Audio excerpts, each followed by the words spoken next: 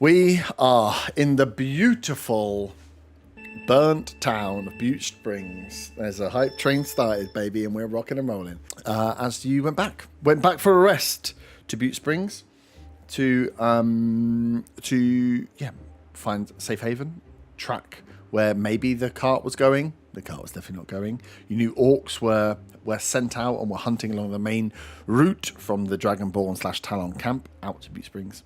But you made your way through during the evening after capturing Merrin back to Butte Springs, finding the town ruined. Many of the buildings either lightly robbed, so just a bit of light vandalism, or completely destroyed by lightning rings. And that is where we come back to. You have brought these orcs back inside the fort area. You have their light encampment that they'd made. They just tied the horses up against some of the ruins that were in there, some of the buildings that were burnt up, and they seem to be just spending the night here. Of course, on hearing you approach, went invisible to find out what was going on and the fight happening. But yeah, one is awake at the moment. One would need to be woken up. But I suppose it's up to you guys what you want to do with these orcs next. And looks up at you. Says, "My name is Hob." And your friend? He said, "This is Imesh." And he looks over there and he says, "That was Rishi, and that was Virak." To the two dead ones. I'm sorry for the loss of your friends. It was not loss. They were murdered. Well, I'm sorry for the loss of life of your friends. It's never nice for things to end in that way. We've been attacked quite frequently on our travels already, and I think that my party, they were probably acting, I would like to think, to protect us. Your colleagues or friends before, they snuck up on us back in, can't remember where we were. Where was it? It was in the caves. By the mill. Yeah. Your invisible friends snuck up on us in the mill. So I guess we didn't want to risk that again. So but I think when we took you the first time, did we not capture you and bring you back on the cart? We didn't murder you in cold blood and kill one of our steeds. As I say, I'm sorry for the loss of life of your friends. Yes. What are you doing? Why did you attack us? For fear. We, as I say, we've not had the best experience in this area for being attacked. With the Talons and everything that happened up there with the kobolds and Dragonborn, and we don't know whose side anyone's on at this point in time. What were you doing here? Well, we were camping out and then we were attacked. I was about to say same. We wanted to do it was they were sneaking up on us, and then no questions asked. You come storming in. Why do the Talons hate you? Your guess is as good as mine. It seems that the Talons, if you're not a Talon, they don't like you. Yeah, were you working with them or against them? We were paid to buy them to do some work. We weren't working with them, and they did not kill us. So why you not work with them? Why you choose to fight them? We all have our reasons. Oh, While this is going on, can I cast Comprehend Languages ritually? yep. Just in case the orcs mutter anything to themselves, so I can understand them. Yeah. This conversation will be in common. So, Hob, would you consider that you and your friends, colleagues, are you mercantile? No, we are orcs. We just we try to make money where we can make money. If a group of outsiders turn up and say they want provisions provided, then we can provide provisions. So we do what we can to survive and bring money back to our clan. We're not part of any wider group. I see. And were you heading out with the Talons? They seem to have left in quite a hurry. No. You fulfilled your job and that was all? He kind of pauses for a second and looks at his dead comrades and the one unconscious. It says, no, we will be glad to see the back of them. We've made enough money, of course. What happened here today is not great, and I am feeling strong emotions towards you and your party right now. But I have no love for the Talons either. They are leaving, and good riddance to them. They have brought enough gold into the area, and they can go back to where they came from. They were very forthcoming with information as well. It was there was no hesitation. He just told us. I agree. I agree with Merrin. I didn't pick up on any level of lying. You might be right. For the right price, they might sell us out, but you heard the Talons are leaving, if not already gone. I feel that this may be one of those times where we should be showing mercy to them.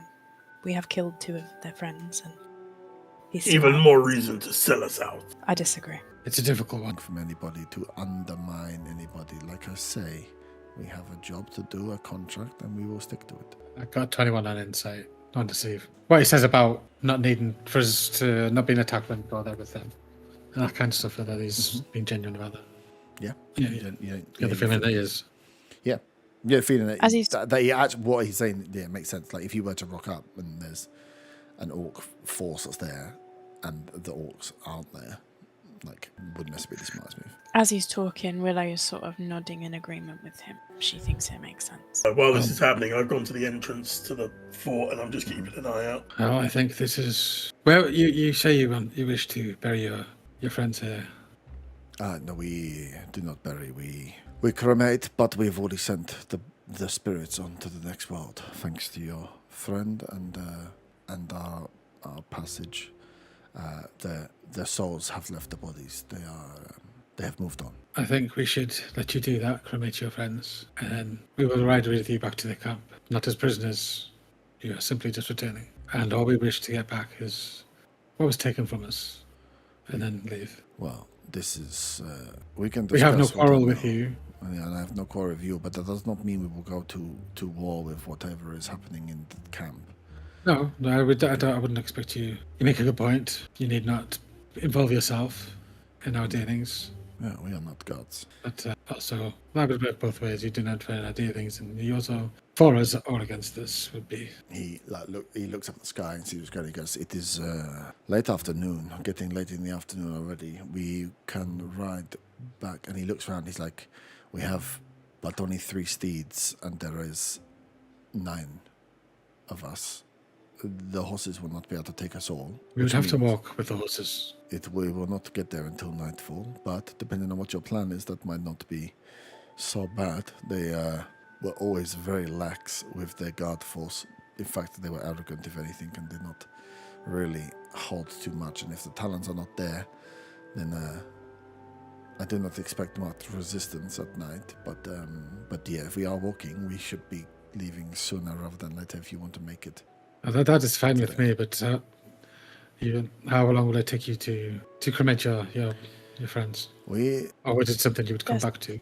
Their souls have already gone Their though, souls right? have So they don't gone, care about the bodies anymore. They have no material Oh, they attachment don't? to the body. No, they have no material attachment to the body. I just wondered if that wasn't part of the whole. No, just normally they would cremate. So, no. They live on the Shadow. They live on broken. They're like really fisherman tribe that live on broken islands. They don't have space, so they don't have the luxury of being able to bury people. So they probably would throw a lot of the bodies straight into the sea. Okay. Well, that case then we'll set off. Once for him now the ritual's been said. There's been like a priest of some sort presence, and he said he's right. These bodies are clear for his conscience. Okay. Yeah, your name is Hob, and this is Yes, Imish. this is Imish. My name is Gimba, and this is my brother Balgrant. Buccaneers. He says, "Hey." He goes, "Nice to meet you, dwarfs. You are strong, Yes, strong and proud. much like the Orc people." I've heard tales. He looks around and says, "So, I see you have collected our rations and packs. Do we want to leave now?" And he looks up and he says, how many of you are competent riders? Who would have ridden a horse before? Me. Nope. I think I would have. Sorry. No, go on. I was going to say, whilst I have family ties, it's the Underdark family ties, so I may not have rode horses, but rode other things. Yeah, you probably Like all would the have had bitches. some- No, you've never ridden a horse before. You can't ride a horse now. Okay. I think I might Sounds awesome. have done the work in like sort of in the fields with crops and what have you, but I wouldn't call myself competent. Yeah, Probably more used to be on a mountain goat or something. I definitely wouldn't have. no, you definitely would have. Yeah, I imagine I would have ridden horses. I've got a bad animal handling, but I feel like I am a pony princess, so I should be able to ride a horse. Interesting. If not, I'm going to cast guidance on myself for the whole journey so that I don't. So you don't fall off the horse. That's just what I'm asking because Emesh will be in no fit state to ride, but Hob can ride one of the horses, and it's whether you guys want to use them to speed up the journey somewhat by rotating, and it would make sense to put the smaller. Well, there's only one smaller character. Definitely put Zilna on a horse just to make sure that you're able to move at a pace, and he won't take up as much space. The dwarf's probably a bit heavier to go on. But yes, it's whether who would want to take the horses. Does that mean that Fine for Zilna me. could go on the back of someone else's horse? Yeah. Because he's so little. You could get 2 people on a horse, it would slow you down, but you've only got 3, so you can only carry 6 people. But with Balgrand and 2 orcs, you've got 9. So you're a horse or 2 short. I've got 40 feet movement. I can You're technically step of the wind, so I think I'll be fine walking, dashing. I've seen Lord of the Rings. The dwarves can run forever. It's not very fast. Oh, really? I like to think that I would use this as an excuse, as to improve on my stamina and my fitness, so I can be a very nimble little swords wizard. I like the idea of that. I also like the idea that you go to ride a horse and you just sit side saddle and everyone looks at you like, what? I'm imagining side saddle as like a sidecar and a motorbike. It's like this, right? And then you say go, and then someone comes and takes you through. Cool. So those that would like to ride a horse, can give me a horse, animal handling check. These are trained horses, so you can do it at advantage because they will do most of the work for you. I'm assuming that's me. Yeah, Okay. and then I think Hob will probably take one just to help. I got 18 because I nice. cast guidance on myself. With advantage, 21. Nice. So yeah, you guys saddle up. Emish gets loaded on the back of one, and then you will head out. He has nothing else to collect from here, and can start making your way out towards the camp. It will be a mix of horse riding and then rotating people out to get rests to walk, so you can walk at a quicker pace, but it's still going to take you better part of, so what do you like 8 hours? It'll take you like at least 6 hours. So you'd be getting towards the camp as the sun has just completely set. And it'd probably be about 9 or 10 p.m. So yeah, you'd go through the twilight, go through the golden hour, and it'd be just disappearing out. There'll still be a bit of light there, so it's not complete darkness. Rather than if you'd walked and not had horses, you would have got there in the middle of the night. But yeah, you'll be able to make your way back to the camp that way. Is there anything is everyone set for you're just leaving, you're going to get there, and you're going to get there at 9 or 10 p.m.? Or did you want to do anything else in Butte Springs whilst we're here? Or rest or anything? To say, as a complete off chance that it might somehow still be there. As we're leaving, can we check to see if the cart we rode in on the first place is just still kind of just wandering around? There's no horses, just there on its own. Can't just to pick it up. No. The cart, that was definitely one of the carts that would have been taken by the people that went back to Allhouse, Yeah, that would have been great. But no. Can I just take a second to pick up a twig that was struck by lightning? Yeah. Yes. I assume it's quite easy to find. There's quite. Yeah, you just follow the scorch lines of where the dragon's breath was. You can see where the dragon breath is because it's just lines of just like essentially scorched earth, but electrified rather than necessarily. Then anything else? Cool. And then you will. We have a pee break. Yeah, I was going to say we have a pee break and travel out. Now, is there anything you want to do on the travel, or you want to just arrive at the camp? Think about it. But yeah, you set off with Hob, Emish, and riding along the main trade routes is a bit quicker, and you've got the mix of horses, you get there a bit quicker. You ride through sunset, and yeah, as it gets to like about 10 p.m.-ish, as the sun is just fully disappeared, there's this linger of like purple sky. You start coming towards the entrance of the camp where it dips down, where the orcs are set up. They set up right on the outskirts of the camp, really. So we'll come back and pick up there. Go for a little wee-wee. Nice. So, you ride through the day. Through the rest of the day. You slept through the front half of the day, fought some orcs, and then travelled for the second half of the day. Mix of walking and riding as Hob leads you the way through down the more trodden path back towards the camp. As you get closer, the sun comes down. Like I say, that you are in the stage where there's still a bit of lingering light, but you can no longer see the sun. So it's just that proper purple sky. As you get close, the shadows disappear as it gets the cold starts to kick in a little, and you get close. Hob, when you get within a certain range, starts to give a little, not I can't do it, and I wouldn't do it inside the house, but the old fingers in the mouth whistle gives a couple of little short peeps out, and then waits as he's trotting along, and then you hear a kind of call and response from these things, and he whistles again, and he just says to you, just letting them know that a disaster is coming back, and not to jump out at us, as he rides on, where clearly the orcs have got set up somewhere. As you get towards where the ramp would come down, where you'd start to like descend, this cave area was like sunken rather than raised. The cliffs around it were the hills rather than being like mountainsides. And right at the very top where the kobolds have chased them out, you can see that there are a few tents set up, a few small fires that are set up, kind of like all shaded off. You can see the top of the fire, you see light coming out, but the orcs do a good job of setting up their tents and like you know, on the beach where you put breakers up, a bit like breakers they have up to stop the light. But you're able to see the light dead on. You can only see a bit of a glow of the light from above. So they do a good job of keeping their camp well hidden at night, as kind of Hob rides in with the rest of you to the rest of his pack, as a few of the orcs come out, help take Emish off the back as they greet in. And does anyone speak Orcish? This would have been 6 hours, so I'm pretty sure your comprehend languages would have gone. Yeah, comprehend language is only an hour, right. and it takes, because it's a ritual. If I don't cast it with a spell slot, it takes like it takes 10 a spell minutes. slot. Yeah, Yeah, if it takes a spell slot without. And if I heard them speaking a language I don't know, I'd start the ritual maybe, but I imagine I would not finish it in time. Okay. So yeah, Hob jumps off the horse, takes one over. You see a few of the other orcs come over to the horses that the rest of you ride in, and he looks back to you and says, please, if you don't mind dismounting, we will take the horses to be fed, to be watered, to be looked after, brushed and cleaned. Please come with me. We will get an update for you, as much information as possible about what has been happening in the camp, if that is useful to you all. Kind of looks. I get down and then I stroke and pat the horse nicely. Can I Hand say it when over. he says this? Yeah, So I'll see whether it's a trap or not. With a nat 1, I'm not going to know, so... you definitely think it's a trap.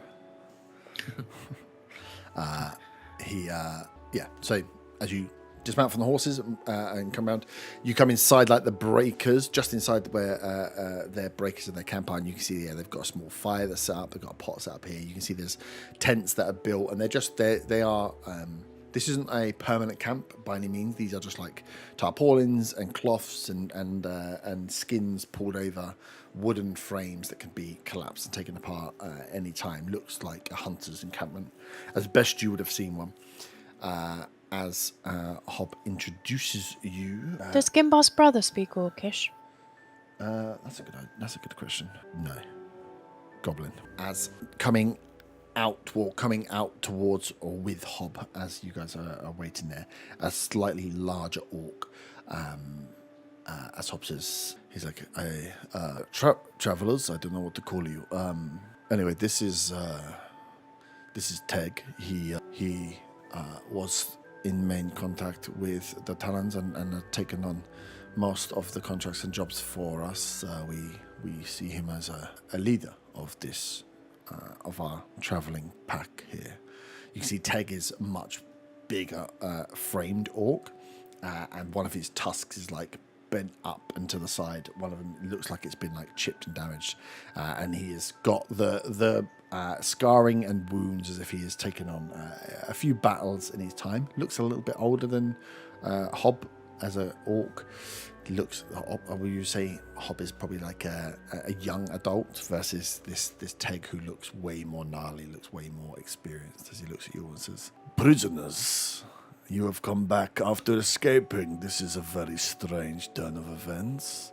Hob tells me you had a miscommunication, but you helped send our brothers to the afterlife, and that you pose no threat to the orcs. Is this true?" Yes, that is correct. He is going to insight check you. So I need a charisma roll. Deception or perception. Persuasion? Up to you, so whether you're telling the truth or lying. You have to I'm tell what telling it the is, you truth just because need to I tell did what the number is. ritual thing for them. So 16. 16. Cool. As you answer, you can see he's just staring intently at you. She says, "I thank you for helping. What is it that you would like to know? First off, do you know why were you paid to attack the kobolds? That seemed very strange. He just like grunts. He's like, no, that was not a contract that I had agreed. One of our youngsters took it upon himself to earn a little of cash to help out. Leave it at that. There's no more needs to be Yes. said. I also at this point will hand over everything I took from them, including the water skins. Yep. And the 10 copper. Yep. So I believe these belong to you. Hop takes him back and says, "Oh, thank you very much. We will get these back into circulation." And he kind of walks off. He kind of leaves you now. Now you're here. You're not his responsibility, right? So he leaves you with Teg. But Our possessions that were taken from us when we were taken. yes, Do you know where they might be? I mean, Hob had some idea, but you may know better. likely with the talons that stayed behind, they took anything that was useful in terms of armaments, and were trying to repurpose them amongst their current talons. I don't think they were very well equipped when they came out here, and so much of it they took up into their encampment, either the upper floors or inside the cave. Was where their main guard force was. He looks around and he looks at. Would he recognize? Maybe not. It's dark. But he says, "Yeah, that would be my best bet." But there are not many left. There are some that have stayed behind. Most left this morning. They took the carts. They unloaded the caves. All of the gold and trinkets and all of the raiding spoils. They loaded on carts and headed south. Last we saw from our scouts that they were headed for Redvant Way, but behind they have left a small force. How many did they leave behind? Difficult to say. We've been trying to work out. We know definitely the large blue dragon is here. His boss looks like still here, Varanthos. She has put in more of a request for food. They seem to be trying to breed more of these lizard creatures. And then, other than that, we've only seen a small handful of the wearers of white, but the Dragonborn and the kobolds have been working inside the cave all of today. Is that why the talent are here for these beasts? Is that what they were doing here? I have no idea. They turned up and were working with the Dragonborn. He's like the bronze Dragonborn. She came over with a small group. They have been here for a few years now on smaller scouting missions to look into the area. We've been aware of their presence, but it was only once the talons turned up, these wearers of white, that things started to move a lot quicker in this area. What they are here for, not our business. We just know that whatever they are doing, they are brewing something incredibly hungry, because we have cleared many boar, many deer from this area, and I know that they are, when light on food, feeding some of the prisoners to whatever is inside this cave. But we have not seen anything come out of this cave this morning other than shinies. Something other than the drakes? Or just the drakes they're feeding? Yeah, I have no idea. You don't know? Whatever it is hungry. My fear is it's more drakes. They seem to be able to produce these drakes, birth these drakes, however they are born, quite quickly, and their growth requires clearly a lot of meat to get them to full size as quick as possible. We have seen many sizes of them, so I know full well that they do not all mature, but they when they do, they are quite formidable in battle. So you say most of the Dragonborn and kobolds have been in the cave all day? They've been working in the cave, yes. They seem to have, whatever they were doing in there, they have continued. Like I say, once the carts had left this morning, they have left their guards, 2 guards in the mouth of the cave, and the kobolds and Dragonborn have passed freely. All we have been told is that they would like to continue with us hunting meat, but we will not be required for any more raids at this time. Has it been normal activity for the Dragonborn and kobolds? Or are they in and out of the cave more frequent than they were before? difficult to say. There's less people. We were just trying to see who's left and whether our services would be required. But yeah, they're difficult to know whether it's more or less or the same. There's just less talons here. We know they wanted to guard those carts as they went out. I think they suspected us a little bit, knowing full well that we knew what was in the carts. The Chinese carts? Yes, there was a lot of gold, and they were stockpiling. I mean, all they cared about in these raids was things of value. They're clearly building some kind of stockpiles. They need some money for something, but that all is, I assume, all been cleared. There was a lot of carts that went out, and they were heavily guarded. Do you know of another entrance to the cave? Or is it just that one main entrance?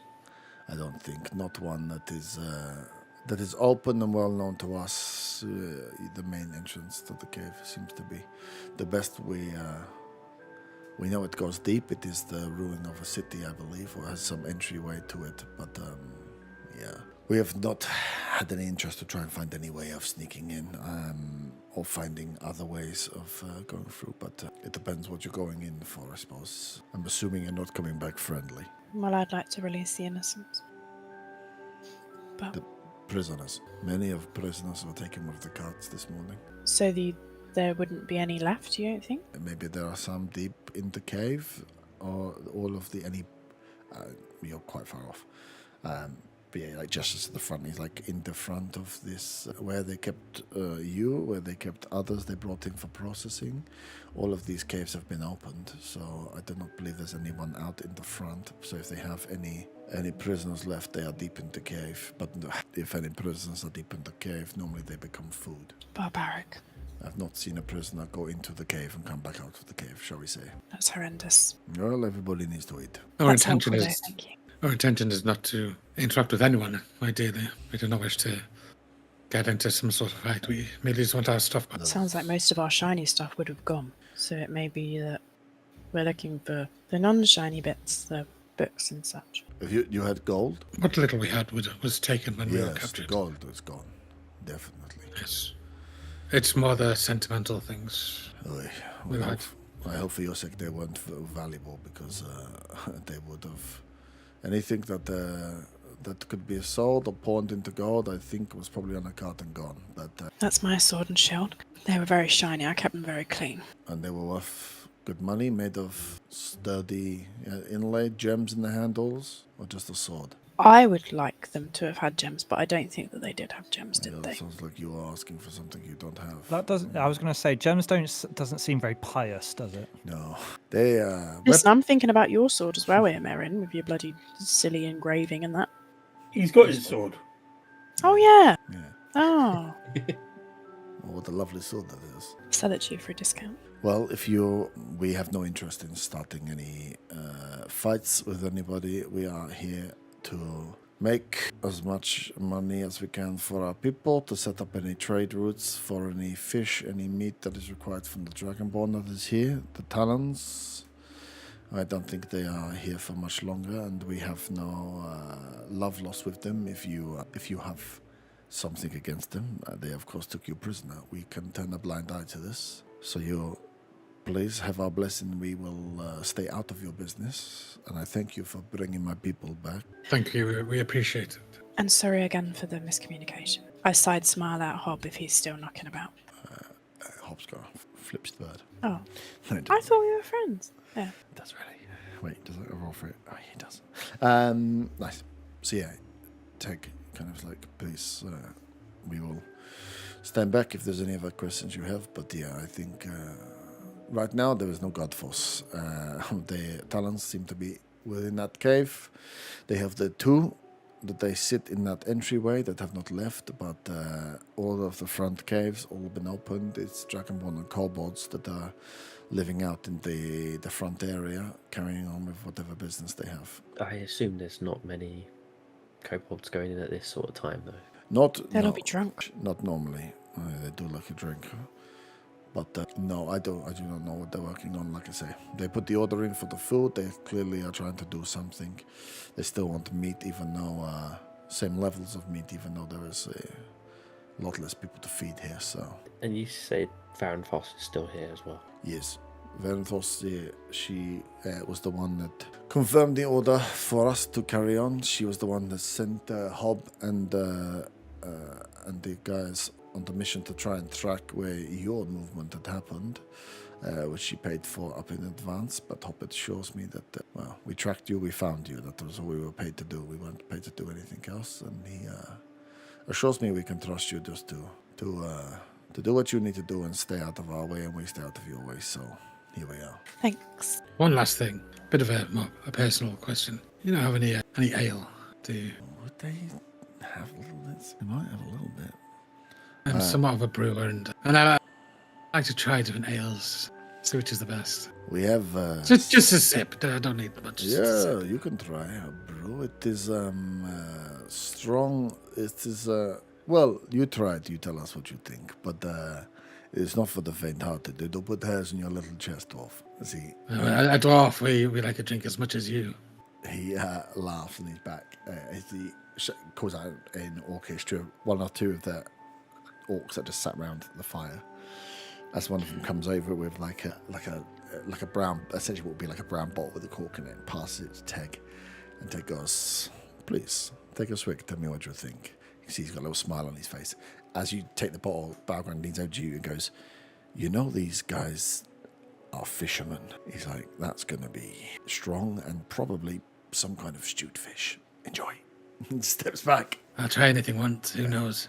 Do you? Should I roll for something? Yes, I'll Yeah. take a swig. Give me a con saving throw. 11. Well, that's weird because I rolled 11.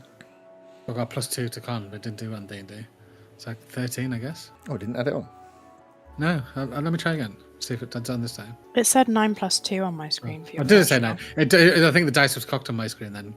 So yeah, it says 9 + 11. 2. Nice. You pop the cap. The rest of you quickly smell this. This is like essentially like the Sustromin, you know, that a really stinky Swedish fish thing.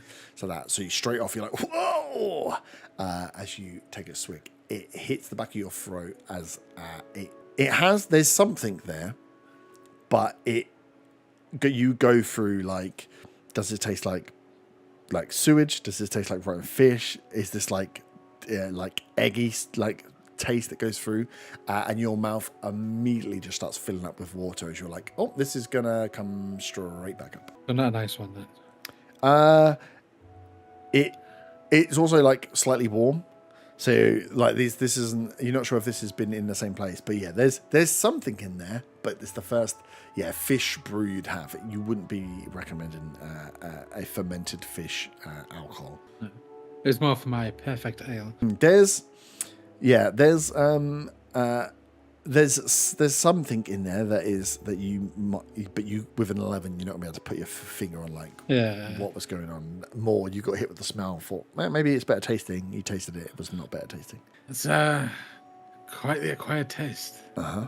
He goes, it is, like I say, put the hairs on your chest. The rest of you can smell the smell coming out of this bowl. As he leans over to put the cap back on it, no full words, like, don't let the goodness out. Much appreciated, thank you.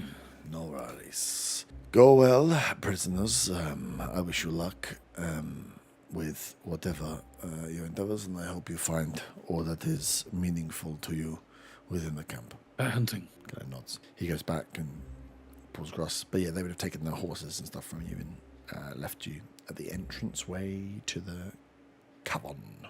Well, to go down the ramp, essentially. So Balgran's like, right, so we've got darkness, that's useful. Who can't see? I think most of us. Okay. I can. I can see it perfectly fine. Well, that's going As one can in the dark. Better than most. I don't think I can.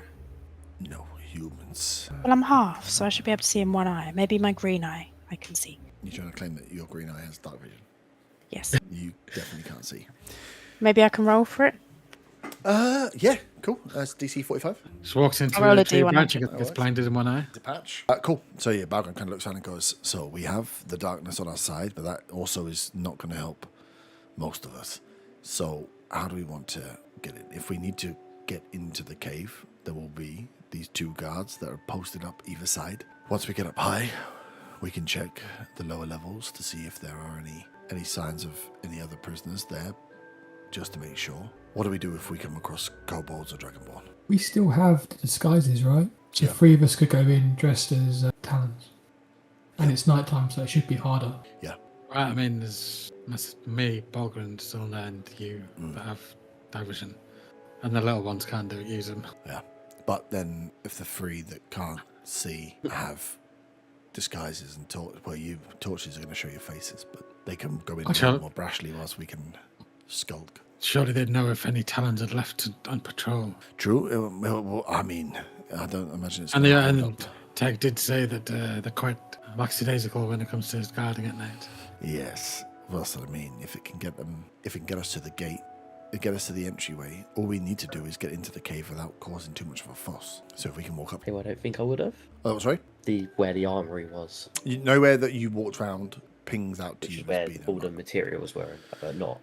No, so you saw. Well, actually, what you would have seen is you would have seen the loot pile, because that's what you were kind of sent Yeah. through to look for materials in, and you noted that there were no weapons within that loot pile. Yeah. So that definitely wasn't the. You saw the absence of weapons Yeah. rather than where they would have been. So you know they weren't in the loot pile, and Merrin knows that the loot pile was cleared. So if it is in the main cave, then it's somewhere within the main cave that I have not been to. Brendan, you know that area a bit better? Did they take you anywhere to get? Did you get your sword straight away, or did they take you anywhere to get any other weapon or anything, Merrin? He looks like he's staring off into the distance, Oh, is it- Good trying job. to remember. Dan! No, he's had an issue. His one of the plugs are flooded, so he's not here. I think he's got his headset on. But maybe he So can't just to talk. clarify, I thought the lid on my water bottle was on, and it wasn't screwed in all the way. And I moved my hand, knocked it, and it spilt water all over my extension cords, which has got all my monitors, all my chargers, my work laptop, everything plugged into it. And now my table is sopping wet, and I'm trying to get everything fixed. Nice. So plan without me for like the next Yeah, 5-10 minutes, No worries. please. So Merrin was taken through to see the drakes, but again didn't see. No, and he wouldn't have seen anywhere. If we don't know the layout, then maybe our best bet is just to get inside and then take it from there. You Did know, someone mention a guard station at an upper level where our stuff might have been? I thought The main Upset cave them, entrance is up on the higher level. yeah, it's on a higher level. Main entrance on a high level. He said, yeah, there could well be some stuff on the upper level that might have had the talons all stayed on the upper levels. So he's like, if they were going to do anything, it's either in the cave or it's in the upper levels. So it's whether you get up to those upper levels and do some searching, or do you go straight for the cave? And also, how do you get there? Because at the moment you've got whatever it was. You're at the top in the dark. You're gonna have to come down and cross the whatever it is 150 foot of the main area and climb up to the upper level, which is just going up ramps, but it's what you might find there. well, the whole thing's lowered, right? The whole camp is lowered. It's into underground, yeah. Well, you go down a ramp, but then you still have to go up the 2 floors to get up. But if we go round the edges, it's Climb down. raised up above. Yeah, if you didn't go through the main camp, you go around the outside and you just have to climb down the rocks. It's just it'll be How big of a climb would be to be looking at to the upper level? it'll be about 30 foot. How big's that tall doorway? 5, 50. It's probably about 40 foot climb down. I can use my tinker tools to try and maybe get some spikes into the ground at the top to then lower a rope down. If we want to go over the edge, Do we have a rope? I can also make rope because that's somehow one of the things you can do. So yes, I can. It's been weaving grass together. Yeah, I can make some stuff to get us down the side if we want to go that way. So the upper levels are where the talons stay. There's barely any talons left. We could sneak into the upper levels, but we might have to kill a couple of talons. And being on the upper levels will will keep us away from the kobolds and dragonborn immediately. Why do we not sneak into the upper levels? That sounds like could be the best way. Okay, we work our way around the top a bit then. Can we be sneaky enough? I know some of us are not sneaky. Carmen, I meant to ask you about this. Are you just going to be deliberately loud again when we're trying to sneak? Because that isn't great. Sorry, are you talking to me? Yes, cos. I'm trying to remember what you're referring to. Out of character. Out of character, it's when you were sneaking up by the castle and you just went to the entrance, shouted out, and then launched a fireball into the air. And killed this orc's friends and dragged me Okay, along so with it. basically everything I did last week. I see what you're saying. I think you'll find though I passed my stealth checks. Yeah, true. You did, and then you decided to go loud. Yeah. Well, yeah, So- we made friends that delivered a message for Willow, so it was all good. I don't have disadvantage on stealth now because I don't have my armor. Yeah, true. I've only got a shirt, so I'm not sure anyone else had disadvantage, did they? I don't think so. Nope. It would only have been you and Koss, I think, with armors. Yeah. I think with my regular armor, it's not disadvantage on stealth. There's not. Well, there you go then. But I haven't had it at any point, so that may be wrong. Let's go. Okay, I will craft some iron spikes Yep. and some rope. Does that take you? A magic action for each item, so instantaneous, pretty much. Wow, when did this rope come from? It's like, what? This is man. 12 Does it like a seconds. magic shake out of his sleeve? Just- I just get out my tools and just suddenly just like hands all over the place, and then there's the rope. Yeah, yeah. Done. It is. What did you even use to make this? I'll be revealing the secret. Good answer. Sweet.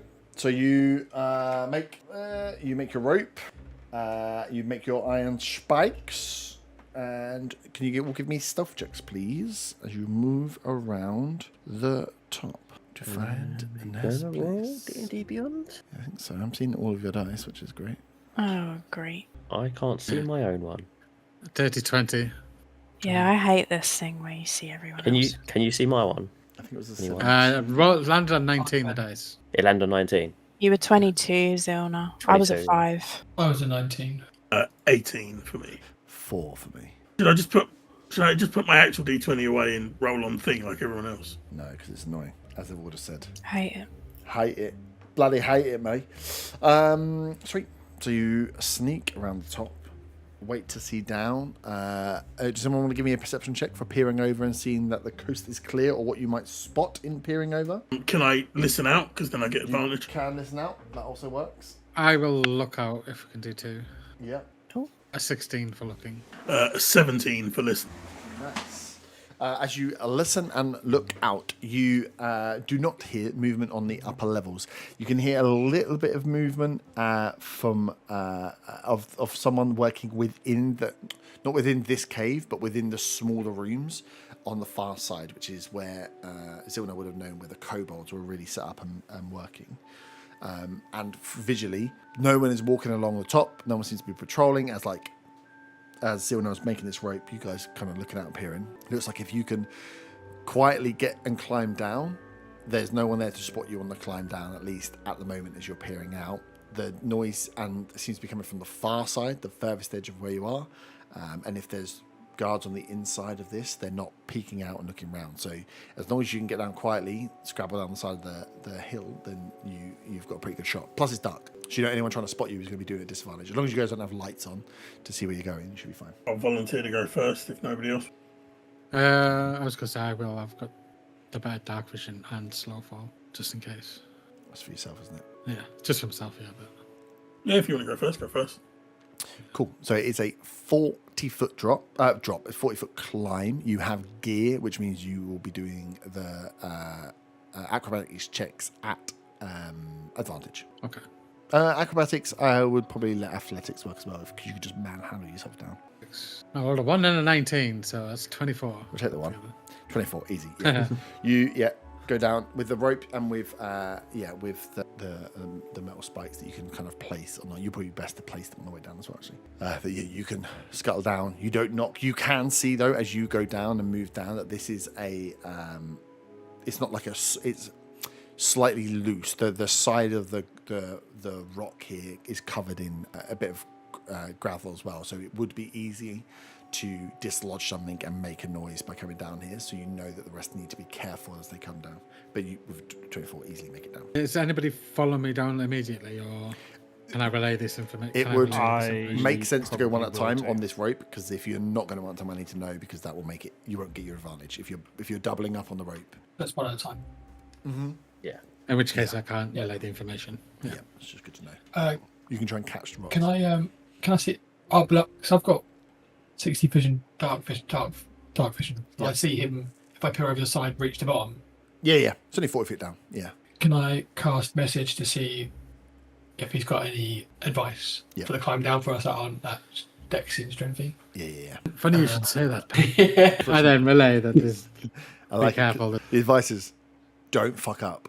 Okay, cool. Okay. Nice. Who's next? Yeah, I'll go next then. Nice. I was going to say, I work on the base. We should probably go people that can see and then people that can't see and vice versa.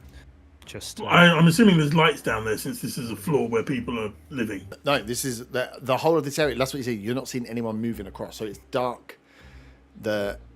Even from the cave, there's no light coming out. So There's no lights at all on this whole floor. on this whole floor, no. As you peer over, the camp looks almost abandoned. As you're looking at it, there is. You hear some sounds. You can hear within the cave that someone's. So the way that this runs, you've got like the first level and the second level, and then you've got the cave that goes deeper. On this, like on the first level, on the ground floor, those caves that you were stored in are like deep into the rock, so you can't see light out the front, but you can hear that there's definitely some movement happening, but it's like 2 blocks. It's like 2 rooms deep on the far side of the cave, so you're pretty sure that no one's going to see you. But yeah, as you land down here, there's not torches up, there's nothing, there's no visible guards. You've been told that there are 2 guards still posted inside the cave. So it looks like an abandoned camp, but you're looking down here, it's pitch black. Is it helping you come down the side of the mountain? Because if there was lights here, you'd be lit up. Yeah, I'll go anyway. Fuck it. What am I doing? Acrobatics? Acrobatics or athletics? With advantage. With advantage. 14. Okay, who's next? I'll go if no one goes. Oh, no, you go, little one. Little one. You give me a slap. Bargain goes, you talking to me? Well, he won't mess up the sticks that are in the floor and that because he's only light. That's a dirty 20. You See? are light, so yeah, easy down. Plus you made the bits. Make it down, nice and easy. I'll go next then. Do I get disadvantage if I can't sit? Oh, No. You climb down a rock, even if you can't see, you can still get a hand over well, I only rolled a 7 anyway. with advantage. Oh no, not with Oh, I was advantage. going to say, Jesus Christ. You know what my dice like. Oh, that's a 10. 10. Perfect. As Willow starts coming down, heavy-footed, trying to use athletics as well, right? Yeah, I strength. assume. So yeah, you are like kicking into the wall, down, kicking into the wall, down. As you kick into the wall, part of it just crumbles away and just starts falling down to the ground. Who is down already? Zilna. Me. And So myself. clumsy. You hear her kicking and almost like, what the fuck? Like, what are you doing? You're just booting the wall and it starts to fall down. This is going to make a sound. You can... Ooh. Those of you with dark vision can attempt a dex check to try and catch the largest boulders that are moving down to soften the sound that it's falling. But there are definitely... There's like a mini, not a landslide, but there's like a breaking of like rock that's starting to fall down the edge. Can I whisper to Gimbar, and you thought I was the loud one? I'm not that chunky. Is one of the boulders falling, Willow? No, she's still getting down, but she's just booting the wall as she comes down. It's because I I'm used to will- wearing heavy armor, and so I'm heavily putting my feet down clumsily and not knowing that I'm. All sounds like I bullshit. would do a If only dex you had check a flying to try and stop unicorn. some. Yep, cool. So you two give me a dex. A straight dex. Straight, Ooh. yeah, straight dex. That is a 21. 21, nice. Making up for last one. Just a 14 for me. Okay, cool. So as these bits come down, yeah, you just try and stop the loudest bits so the sound comes down. Let me roll a perception check for my boy. Ooh. Would you roll 21? Yeah. Cool. So I rolled a 20 as an active perception check. But with the 21, you managed to like catch the loudest bits. You stop and like pause as like a few of the bits still going to run out. There's some of the mud's going to still move. You are close, and you're probably like 20 foot, 30 foot from the entrance way to the cave. You hear just a slight shuffle of like boots and then a stop. They don't seem to be walking out, but they seem to have been alerted at least. If this was a certain video game, you would have been like, huh? That's what you'd have heard. Exclamation mark over the head. Yeah. What was that? Must have been the wind. Nice. Willow, you do make it down though, just. Speaking of, do we have any cardboard boxes? and exclamation marks we can stick on our heads. Yeah, you've got those easily. 4 of you are down. Balgrand, Peril, Balgrand and the 2 wizards to go. Balgrand looks to you and goes, how are you feeling, boys? You confident? How far down is it? 40 foot. I jump. Break your ankles? No, I cast Featherfall. Oh, you could just cast it on everyone. No. As he jumps and falls down, Balgren looks to you, Peril, Oh yeah, and goes, I'll cast it on me and Belgrim and Peril. it does up to 7 people. You can literally get everyone. Willow it's furrows 5. her brow as they land. You see more. It's just- 5 Is it at 5? this Okay, level. So yeah, Yeah, it's 5. all joining hands. Balgren to the 2 wizards. No, I'm doing flips. Playful. I can do it slowly. Okay. Give me a dex check to try and time it to not land on your head when you fall down. Can I do it as acrobatics? You can. That's an 8. 8. You land on your head, or you land in a handstand. How strong are your arms? What's your strength score? 8. No, you try and land in a handstand. Yeah, you haven't got the shoulder power for that. You bonk your own head. But at least you didn't kick a large chunk of the rock out of the way, so that worked out really well for you. I forgot I could do it to other people. I was just Yeah. going to do it for myself. For was literally, you could have got most of you down there.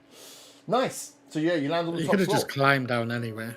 Yeah, I know, but style. You've just watched Stingy nearly die, so 10's right on the cuff. Let's hope we don't need that spell slot later. Let's hope. So you all land on the top. You come down the side.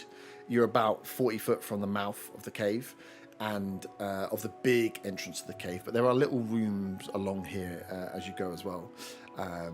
But yeah, as you land down, you heard that shuffle on the but no other movement. But you are now all on that top layer. So there are a few on this side. There are a few rooms that you could go into, like cave openings. Merrin, one of the rooms here would be the room that you and the other of Thunderclaw's hunters would have been in.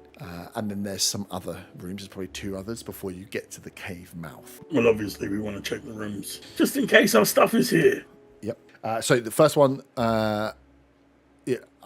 who is doing what where? Are we all going in and some of us keeping guard and making sure, and then we're going to be Stay out and keep guard. Okay. I'm good at searching, but if it's in the dark, Oh, would it be a actually. disadvantage? Yeah. To be fair, I am good at searching, and I have And got dark you vision. can dark vision, so I'll let you search and I'll stand guard. Yeah. Okay. Yeah, these are little cave rooms, much like your prison cell, but they actually have some bunks in them, some beds in them, or some other bits if you're going through them. But it will be pitch black in there. Seeing as Cost doesn't have any dark vision, I will also stand guard. Yep. Oh yeah. I'll stand In guard. that case, I'll I'll go go see- in the room and I'll Okay. try and help the little guy. I'll go in and search as well because I've got dark vision and good at finding stuff. Yeah, cool. Yeah, you won't be able to give the help action if you can't see. Oh, well, I'll stand guard then. As much as I'd I like can't to, give moral support. you could give moral support, but that doesn't equate to anything. Yeah, if you're like, I'll help you. What are you looking at? I can't see a thing. It's like, But okay. if only someone could give guidance, then. Well, I was going to speak, but everyone spoke over me, and I'm Oh, wow. feeling embarrassed from my clumpy. Yeah, you rock. Can I offer guidance in the way that I will help memorize a list of everyone's stuff for him to be looking for? So it's sort of helping him by giving guidance. Yeah. I cast guidance on you, Zilna. Okay. Cool. So you have, whoever's going in, give me your investigation rolls, either individually or one of you can do advantage. Don't mind. I rolled as well. Okay. Wasn't yours Okay. with I got disadvantage? Well, you don't have dark vision, do you? Oh, you do. You're an elf. Yeah, I sorry. do. Yeah. I keep forgetting he's half elves. Yeah. I got a 24 overall. 24 overall. Nice. Oh, I got a 19. 19, 24. Perfect. So yeah, you guys are searching through here. This, as you go into these caves, they kind of like link off into these different rooms. This room seems to be, as you're moving around, you can see that there are some armaments up here. There are arrows, boxed like barrels full of full of arrows to fire. There are some seats up here. There's some like rest areas. This seems to be like a guard room. What was yours, Zilna? 19. Did you have 19. guidance? Yeah, that was with guidance, yeah. So you, as you're going through, you're trying to find the items you're looking for, things of like storage or whatever it is that's in here. You just find that this is set up. This is clearly a guard room where there would be, if there were guards, that they would be in here. Maybe would rest in here. There's a chance to like re-armor in here. And there's little bits. So if you want to pick up extra swords, some arrows, there's like a bow in here. There's like basic weapons in here, simple weapons, all stored in here. Is there a rapier? What did the So I can get talents rid of my use? short sword. No, they only use short swords. What did Can I cast Tremor Sense as well? or Warhammer? You can cast Tremor Sense. Yeah. Do I pick up any 60 feet? Any footsteps? There's javelins as well. 60 feet. Yes, you would pick up. With 60 feet, you would pick up. Well, it's funny, German sense, because they have to move. You'd pick up the 2 guards. There's definitely 2 footsteps that you can feel in the mouth of the cave, and you can feel into the cave, like directly across, so like through the wall from where you are. Actually, read Tremor Sense. What does it say about going through walls? Is it just on the ground? Does it get blocked by? You gain tremor sense with a range of 60 feet for 10 minutes. You must be on or touching natural workstone surface to use this. Let's see what actually says about tremor sense. Doesn't say that it gets blocked in any way. No. Okay. As long as it's natural. Cool. Yeah, it can be so natural or worked. Yeah. Okay. Stonework, and it's stone. Yeah. It's cool. No, I didn't know if it was like another one. This was like but it doesn't feel through like 5 foot of thick rock, because no, you feel additional sets of footsteps. 60 feet. You feel 4 sets for individuals. Yeah. You feel 4 individuals directly in a line from where you're facing. You know, directly in a line from where you're facing, like into the cave, essentially. It's like through the rock. Yeah. Like you've got this little cave, and then it's like into the thick rock of the cave. Behind that, you would estimate is pretty close to where you guys got taken into Varenfrost's office. You're on that like right-hand side of the cave. So you can feel that there are 4 sets of footsteps probably in Varenfrost's office or very close to it. Do we notice any pattern to their footsteps? Are they on patrol or just sort of standing around talking to each other? Yeah, you can see that they are within there. And there's no big footsteps I can sense at this range. No, I'm not going to give you that. You just get 4 sets of footsteps. 4 steps in one room and 2 at the main entrance. Okay. I will relay that to Kos and say, you might want to pass that on to the others. Yep, I don't know how the cave works, whether I can actually say to them, but I'd say that to Kos. And the caves are just like those entryways that we had before. Yeah. They're just like these little like rock ones. So like you guys are on the outside, and inside the room is where the others are working. So you guys are right. I wasn't sure if there's a door or anything attached to it. No, most of these are just open workways, and if they wanted to, they were pulling doors across. But this isn't worked stone. This is just like open. It's almost like limestone caves that have been broken apart and then molded to suit their spaces. Okay, I'll relay that to the others. Cool. It lasts for 10 minutes as well. So. Okay, cool. So yeah, as you're picking up, looking through with, you're going through. You can see there's some javelins, there's a couple of warhammers, some short swords, some bows, some arrows. As you're feeling through, as that message comes in, Peril, as you are looking through and trying to see if there's anything else, something you're missing within here. Behind, there's on the back wall, you can feel that it's just like the natural stone that's there, and they have some bits that are hung up across the back wall, and there's some boxes, and you can see that there's just like a natural walkway, which doesn't make sense because there's like a wall there. And as you start feeling through, you can feel that what you have in front of you is like almost like a tarpaulin or like a curtain that's been hung up. And the way that these boxes are set up is there's a hallway, and as you can feel that there is a very narrow crack in the rock that goes in the direction that Gimbar has just passed a message on to you to say, I can feel 4 people that way. But as you feel your hands in, like you're being careful with it, it feels like to get through this gap, if people were to get through this gap for like a normal size human, like Thunderclaw wouldn't fit through this gap for sure, but for a humanoid size, like you could maybe like squeeze through. There may be enough space to push your way through, but it'd be one at a time. I will turn to Zilna and say, there's a gap in this wall that we could go through. We could bypass the front guards. And so so it definitely looks like it could fit everyone in one by one. As he shows you, you can like move this aside. This looks like there's like whatever it is, like a curtain, some sort of thing that's been up there to hide the gap. But you can see how they have the boxes and the way stuff is set up in this room. It's like they've got it set up as if that's a doorway. So it makes it a little bit more obvious. As you look at it, you'd be a bit better going in. You'd probably have to squeeze in your shoulders at points. Everyone else would have to be sideways and like a sideways shimmy through. But it doesn't look so tight that'd be claustrophobic. It's probably 2 foot-ish across, so like you could creep in and you'd have a much easier time than everybody else trying to squeeze through. But it is just like a crack that rocks through, and it kind of rocks off to the side and comes back. So you're not seeing at first glance that you're not seeing through. It's not like a straight line. It kind of is a crack that has a bit of a gap. So you could give it a go. You'd be the best one to give it a go without getting stuck. That's what I was thinking. Yeah. I can give it a check. It's better for me than any of you to head in first of all. Be careful. Yeah, first sign of trouble, run back. Or squeeze back. Don't worry, I'll be straight. I put my hand on his shoulder and recast guidance, just in case. I will work my way into the walkway. Nice. So I will need 2 checks from you. One, Okay. an acrobatics, and the other, a stealth. The acrobatics is an 18. Nice. And stealth, I am going to add the guidance to. That is. What was the roll? That is a 15. 15. Okay. Nice. Okay, cool. So acrobatics wise, you find enough space. Like the base of this, at the bottom where the crack would happen, it kind of hourglasses a little bit. So the bottom is a little bit wider, a bit smaller in the middle, and then opens up. As you get past the first bit, you can see it opens up a little bit more.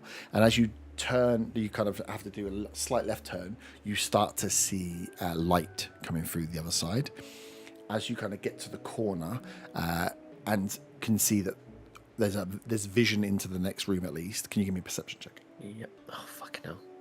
That is a 5. 5. You can see there's light, and you can see this leads into a room. You can't tell if this is going straight into the office or going into another room, but wherever this leads to, this looks like a gap that would be, as you're in it and moving through, it's been passed through a bit, but not passed through a lot. It's not like a well-used route. You get the feeling this could be like an escape route. Like if you were inside the cave and wanted to get out, you wouldn't want to travel this route every single day, but a normal sized humanoid could squeeze through here and quite easily get out without going through the front of the cave.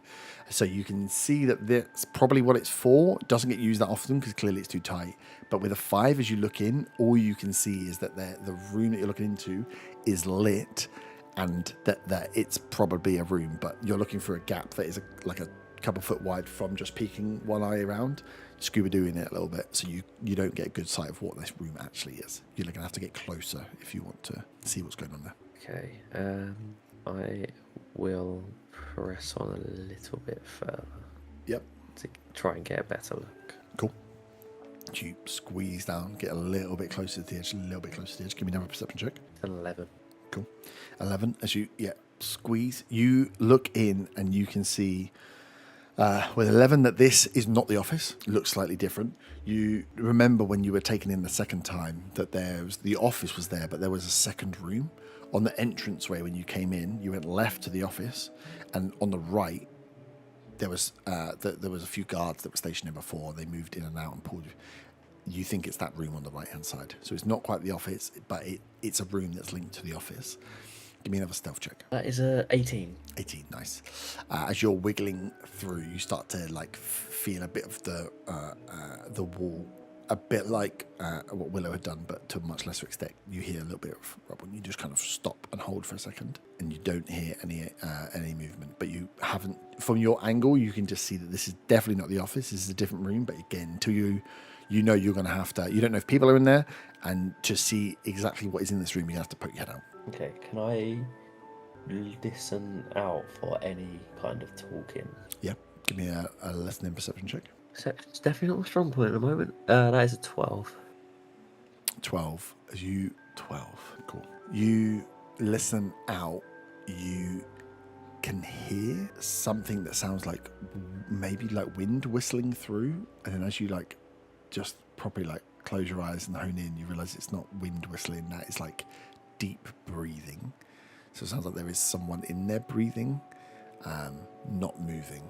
Not moving about, because you would have heard them shuffling about, but you can just hear this very deep and larger inhale, deep breath in, deep breath out, deep breath in, deep breath out. Okay. And I know from Gimbar that there's 4 sets of footsteps in this Within general 60 direction. foot, yeah. So you've only travelled so you kind of go in, you dogleg left, and then you dogleg right. You've only moved it about 7.5, 10 foot max. To get out of this thing would be 10 foot. You literally have squeezed in one square to the left, squeezed in one square to the front, and you're to go like another couple of foot, you'll be in that room. The wall itself is really thin, but he has within 60 foot. I'm assuming he would explain it much. That within 60 foot, there's 4 lots of steps. You can hear 1 lot of breathing. Okay. I think I'm gonna head back towards the group to relay that onto them. Slow should be back. Yeah. Okay. You'll wait as Zilnar disappears. Listen out, and you hear just real slight scraping, a little bit of footsteps as Zilnar reappears, Peril, from the hole. You can let the curtain kind of fall back across. What did you see? I couldn't see fully. I could hear one person breathing. It was a room. I think it was a room next to the office, not the office itself. And I vaguely remember there being a couple of guards in that room before. That may well be where the items are being stored. You could hear them breathing through the wall. There was another crack in the wall, the other side, leading to this room. Did it sound like normal breathing? Because I couldn't hear you breathing when you were the other side of this tarp. It was heavy. Like sleeping? Snoring? Possibly. Perhaps the guard's asleep? It's possible, but Gimbal picked up 4 sets of footsteps, right? From that same place? That area. Near there. Perhaps it's a dog? Maybe a pet? They have 4 sets of feet? 4 sets of feet? Is it Could a it spider? Could it not be two dogs, maybe? It's 100% 2 dogs, guys. I think I can get into that room, but there'd have to be some sort of distraction on the other side to draw whoever's in there away from there, like in the main cave. Does anyone have anything that could be a distraction? A Balgrim might. If only we had a pet dog. What does he have that could... Big belly. Something I'd like to use. Thaumaturgy. Can you throw the voice, or would you have to go down there? I believe you can throw the voice. It's actually No. a certain range, though, isn't it? You can make a noise in a certain... I'm sure it says in the description you can. Oh, you might Boom be your able to. voice. How loud would you have to be to actually wake someone up? Yeah, but that's not the only person there, if that's what that is. We don't actually know if it's asleep. They're just heavy breathing like a creep. Couldn't like the other 3 sets be in the other room since it's 2 rooms? It could be, but I mean... I don't Maybe it's just one particularly- thing with 4 feet. I don't particularly want to walk into a room thinking that there's one thing in there and then suddenly I'm ambushed by 4 people. Or dogs. Or whatever. 4 something, 1 something, I don't know. But I hate it when it's just dogs. just walking into a room where you hear a bit of noise is probably not a good idea. Especially if it's breathing heavy. Could be a mouth breather. 4 crows, maybe. I'll go in. You know where the you know where the room is as well. So if it is, because you've all been walked in there, because you all would have been spoken before, so you know that it's not so far from the mouth of the cave. It's probably if you were to run to that room through the mouth of the cave, you probably got to run about 80 foot. But to get through the cave and into the entrance where the doorway into the office was, it's probably only about 40 or 50 foot. So you know that you can go through. You're going through one at a time, but you know the route into this office room because you've all been there before via the main cave entrance. So it's not that deep, clearly, into the cave. Well, they heard rocks before. Is there another way that we could maybe make rocks on the other side fall so that they go to investigate that? The other side, we saw there was a light, wasn't there? In like what You heard was working, where... where the code Yeah. was all working, yeah. But they were on the ground floor on the far side, yeah. I mean, again, just getting over there. You have to go Yes. past the cave entrance, or up and round and back down, or down and round and back up. Yeah, from where you are. So the distance to the far side of the cave is like 60, 70 foot to where you'd seen that the kobolds are working. Far enough away that you think that they wouldn't hear you where you are, but if you want to get to them, you've either got to drop all the way down and run across. We don't have anything ranged. Like what? I don't know, like something that you could shoot off the side of one of the caves or something to make more stones fall. Above the table, or we could just get Willow to climb down a cliff. All right, Featherfall. Don't think I didn't write that down. That's a good thing. Noted. Calling that with You just made the list. yeah. I was dealing with a life-altering moment. I'm very stressed right now. There was almost an electrical fire. Maybe, probably not. Does if I was to misty step, Yep. into the room, Yeah. would it make a sound? I don't think it's silent. Is it verbal thingy? It's where you land. Yeah, it's verbal when I do the spell, and I'm Cast it. surrounded by silvery mist. That's it. That's what it says. Oh, sorry, an occupied space you can see. So that ignore, I can't see. Unless I go into the actual crack in the wall. Yeah, you'd have to move kind your of way through pointless. and then do it. Yeah. And it's not far. I have nothing. I've got nothing. So you guys are. Got enough left, Phil. You guys are here. That's the little crack that goes through to the room. You're on this ledge. I've just taken all the minis away. So You like maths, right, Herb? You like maths. yeah, I don't like. How far would it be for What me do you to jump? jump? Jump through a across wall? The cave? No, to the other side of the cave, where the kobolds are. Oh Jesus. Yeah, bear in mind I can double my jump distance. Yeah, you're not going to jump. You can't jump that far. Can't Well, jump. your problem would be to jump your full distance. You've got to take a 10-foot running start, and you can't do that sneakily. And then you're jumping. So it's about 70 foot to jump. Well, not even to jump past the cave. Yeah, it doesn't really make. You could. No, I was just certainly wondering. try. I was obviously that there was conditions for the height of the cave and all. I just wasn't sure how it worked in terms of your jump distance. No, you can double your jump distance. It's all done in your strength score and whatever else, so we can calculate it. With- My strength's not very good, but yeah, so with a running start, you'll be able to jump, but your problem would be you'd have to sprint for 10 foot, then leap, and then you'd get through. But the sprinting's going to make a noise, so you can't silently do that sprint. And then what do you do when you get to the other side? So you're I've got slow fall. But no, if there's the running now, that takes it out completely. Yeah, the running. It's the running. I think the running that's likely going to be the problem rather than anything else, because that's your distraction. That's your noise. You're running. Yeah. So yeah, you know that there were two sets of feet tremor sense picked up here, and there were 4 picked up in this area, but you just get the pings within 60 foot. So 60 foot takes you. So 60 foot takes you up to like the edge of where the map is. So it could be anywhere in these 2. Where this dark area is, that's the rock. So these are your this is the room you were in before. This is the doorway you came in, and this is the room that Zilna's just peered into. Right. Okay. And then that top bit is the cave entrance, which is much wider. So the plan stands. I feel like it'd be daft not to take this opportunity to go through the wall, see what's in there. But it could also be dumb to just go straight in. We need some sort of distraction to get whoever's there away from there. We could just sneak past. Yeah, and exhibit A and a point at Willow. If someone wants to try and sneak past, go ahead. I do not want to be the one to do this. I'll happily try and go in there if I can get a distraction elsewhere, but I would volunteer, but I can barely see my own hands. I'm gonna if no one wants to go in, I'll go in. I'm gonna down on the disguise that I've got, and then Let me hopefully guidance you. Cheers. For what skill? For deception, if you're going to wear a disguise. If everyone's okay with it, I'm just gonna put disguise on and go in. Nice. Can I say or persuasion, depending which way you go? No, guidance. You have to Deception. name the skill when you do it. Otherwise, you should cast bless, which is a different spell altogether. Nice. Give me your acrobatics for squeezing through, and give me your stealth for doing it quietly. Fuck's sake. Natural 1 for acrobatics Lee.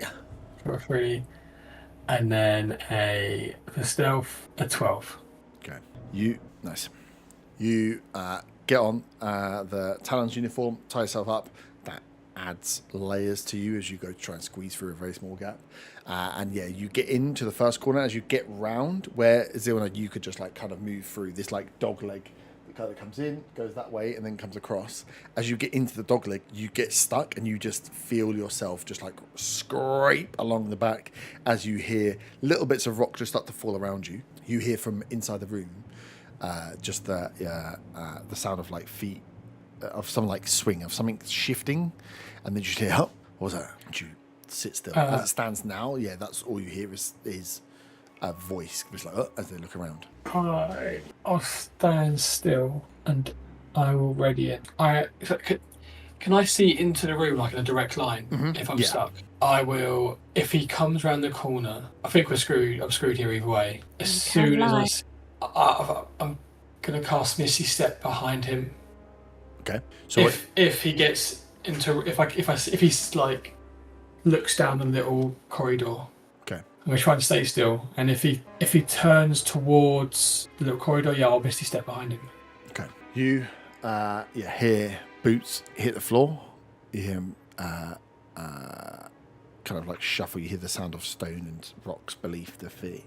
As stepping forward, you hear a couple of steps and into sight from the right hand side comes a Talon who reaches forward, grabs a sword, just puts one into his belt, and then he will turn towards your direction. And you want to misty step? Yeah, that's what I said. I'll misty step behind you if I can.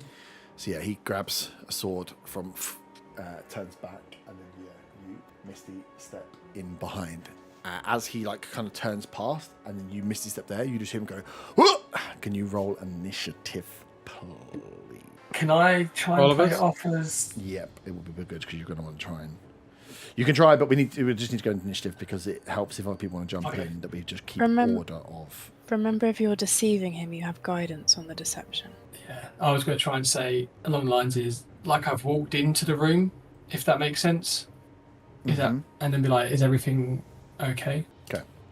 Right, everyone give me your initiative. 25 to 20, anybody?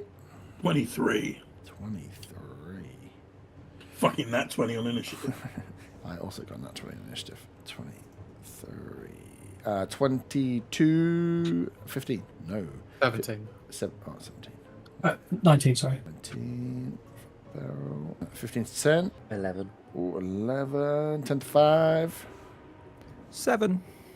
Oh my god. Where are you? 7. That's probably not so bad. Willow, what'd you get? So I rolled a nat 1 for a 2. Ooh, that's good. Yeah. Oh, sarcastic. Mine wasn't, because I don't know what to do, so I don't want to take You 10. never know, go there anyway. Dexy, probably not. So after Zilna is Balgor. As they're in, you hear the sound of magic being cast from inside the thing as little specks you would see. Those who were standing closest looking into the gap would see the mist of a misty step spell from where Peril left his position as he lands in, and you would hear the sound. It's quiet outside, right? You would hear, those of you closest would hear the sound of a voice being startled. What would I notice this with tremor sense? There's another set of Parallel moving. Yeah. And do I pick up anything else after the guard's walking up somewhere? No, you're picking up that there's another set of footsteps in there, but it's likely Peril's. Yeah, okay. So at the moment, nothing. I mean, nothing's happened before initiative, so everything's set. So up first, it will be Kos. And we're in the room that we researched. Yeah. So I imagine you're all stood around.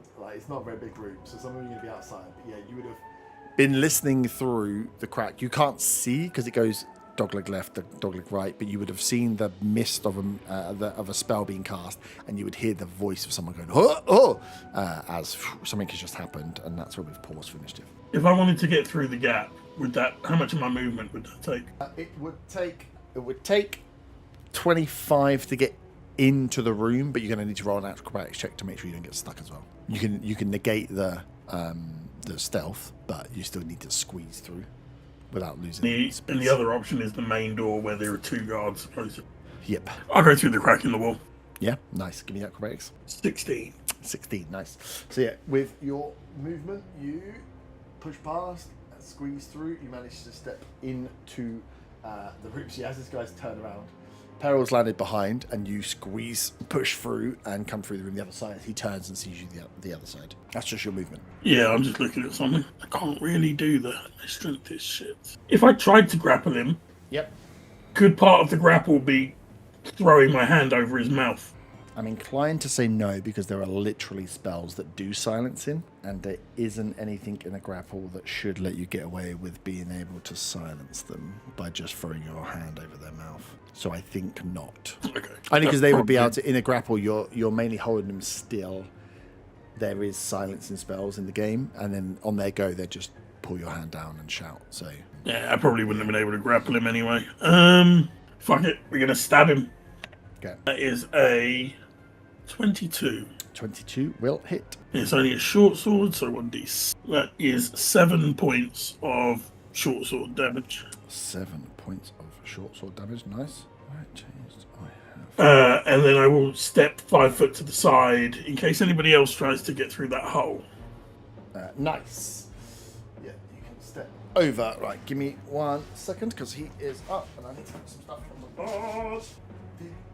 Well, this went well. Badly yet. If it wasn't for getting the stuff, we could all run away. Peril's stuck behind him. No, he's one of them. He's wearing a disguise, remember? Yeah, I was going to try and play it off that I came into the room as he turned around. Aye, but then I don't think he's that dumb.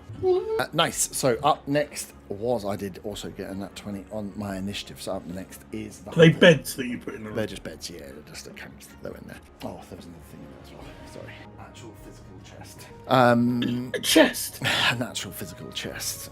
I found ways of signaling things. As up next is the hunter. He's seen Peril, you appear, looks towards you, kind of recognizes the outfit, doesn't recognize. He has just woken up, so he's groggy. Then turns back and just sees pushing his way through this this small gap, this escape route, a Githyanki come through, draw a short sword and just stab him in the side. He will just shout out. First thing he does, he just shouts, "We're under attack!" As he pulls the sword that he just pulled out. He is going to, though, quick glance. Give me the deception check, Peril. That is... Oh, lovely. That's a natural 1 for a 3. He shouts Remember out. your guidance. Oh, guidance. Guys, it's not going to help. Doesn't really matter, does it? He shouts that, turns and grabs you and goes, "Go and get the and then looks and realizes that you are not one of the Talons or one of the guards that were left over. There was a small guard force, and he, even though he's groggy with a nat 1, unfortunately recognizes exactly who you are. He is going to then, for his action, he is going to run. So he will leave opportunity attack range for both of you. 5. Nice. Yeah, as he is going to run into the other room. So if you would like to use I might as well reaction, take the opportunity attack. your choice. Peril same, but you have to be able to, without a feat. I think it's only a physical attack you can make with the opportunity, unless you have something that changes. 14. 14 misses. I've got a feat that basically lets me do... What was it again? Fireball? No. I can cast within melee. Okay, Being within 5 feet of an enemy doesn't impose disadvantage on your attack rolls with spells. but that doesn't say what's under your opportunity attacks. On your sheet, if you go into actions and then, or go to action reaction, and it should say what your opportunity attack is. And if you've got a feat that lets you, I think it's Warcaster that lets you Warcaster, cast spells. Yeah. Oh, okay. I've only got opportunity attack.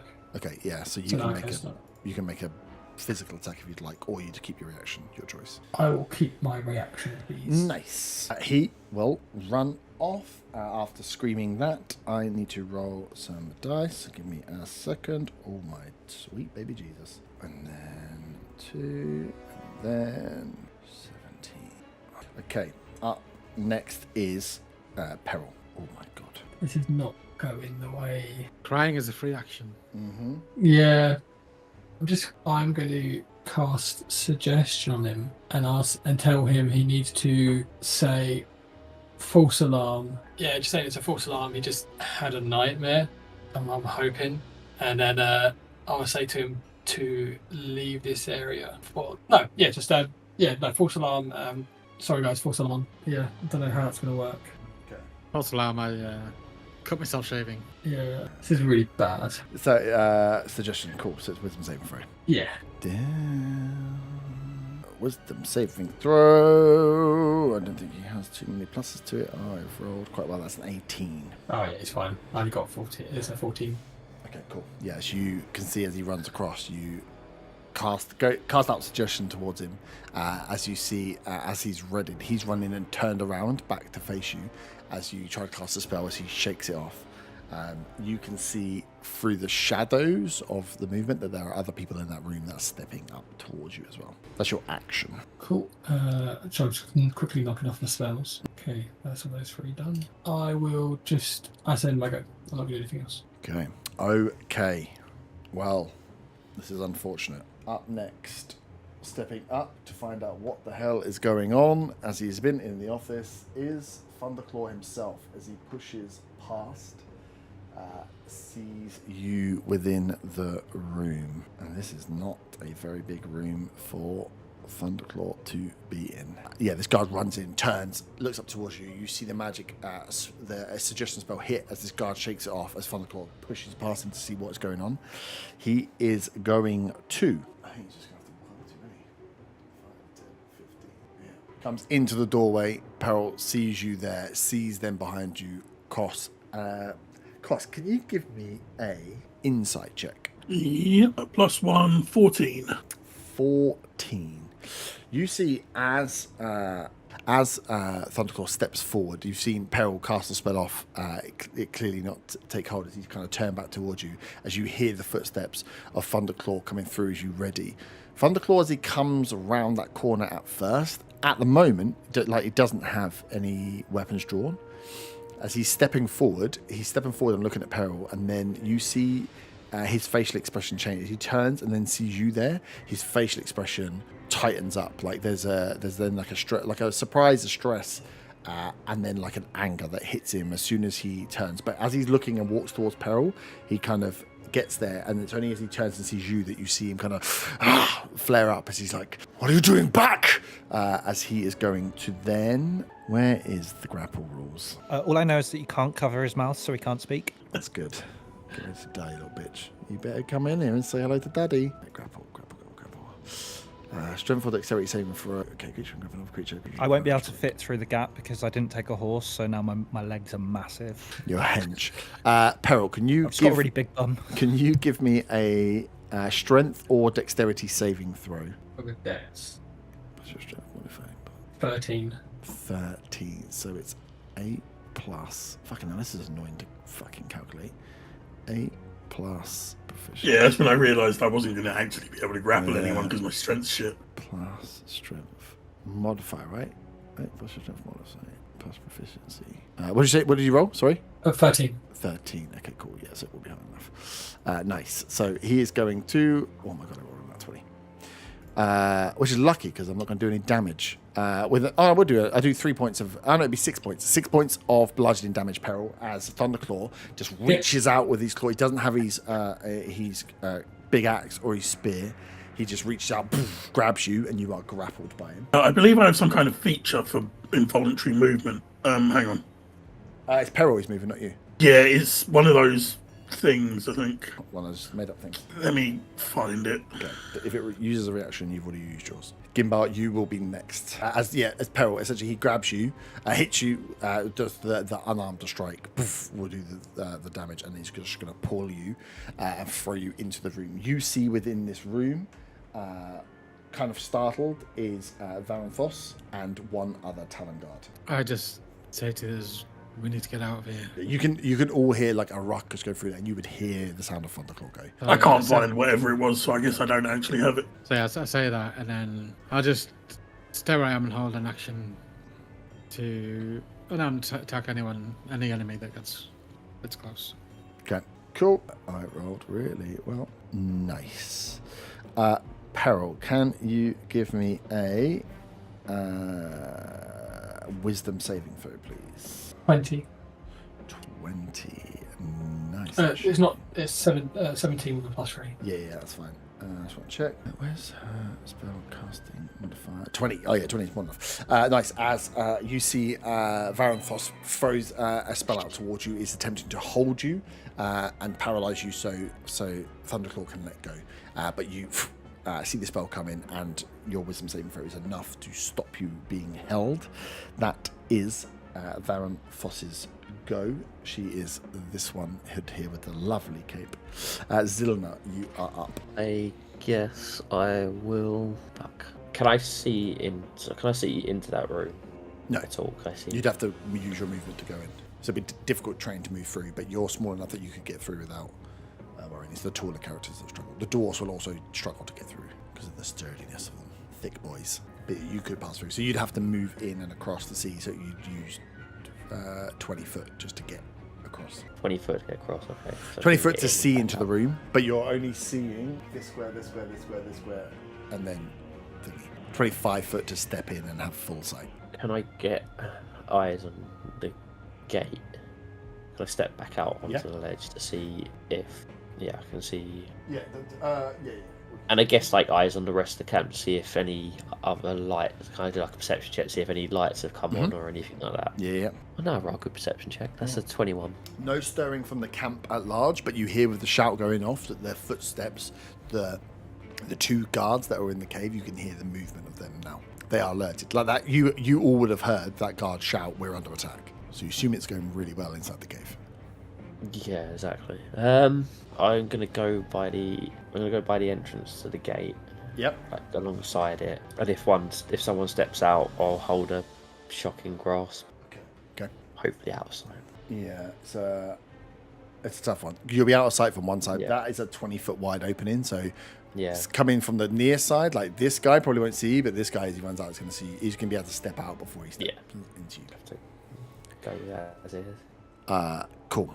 Balgrand looks to the rest of you outside here and says, "Guys, what are we doing? What are we doing? That doesn't sound good in there. That sounds like Thunderclaw. We need to get out of here. We need to run. All of us." But we can't leave people behind. You saw what happened last time. Can he Misty step out of that if he's being held down? No, it's not a good choice, but if we don't run, we'll land up the same way. Thunderclaw in there. I can hear him from here. Yeah, well, we just snuck into the belly of the beast. He goes, "Okay, well, this will help for now," as he reaches out to the three of you that are closest and casts Bless. So you have D4, so that is Gimbar, Willow, and Mirren. D4s to all your attacks and saving throws, not damage. Just attacks and saving. That's what I was going to do. Well, you can attack instead. You've got a big fucking, little sword for now, but... You can run now. And then he is going to... that's his spell, Bless. And he's used loads of spells, fucking healing you bastards as well. Can't use that. Okay, no, can't do anything else. So he will keep himself on the edge and the same. Just keep his sight out. He has some range to throw towards the main gate if he needs to. That other hunter is there, but he can't go whilst there's just one person. So Merrin, you are up. I don't know what to do. Wait. Oh shit. Yes, shit. Right, bonus action. Mhm. Give me my movement speed stuff. Blade Song. Active. Features and traits. Blade Song. Invoked. Right, 20 AC. 20 AC and Bless. Oh, but if I get crippled, will I get stuck? Because I can't see anything. What? So, do I know if it's... There is light in here, right? You said Yeah, when... The cavern, the inside is lit up. It's just outside it's dark. So yeah, to get in, it will cost you, to cross those 2 squares, cost you 20 foot. So it's going to cost you 25 to get into the room.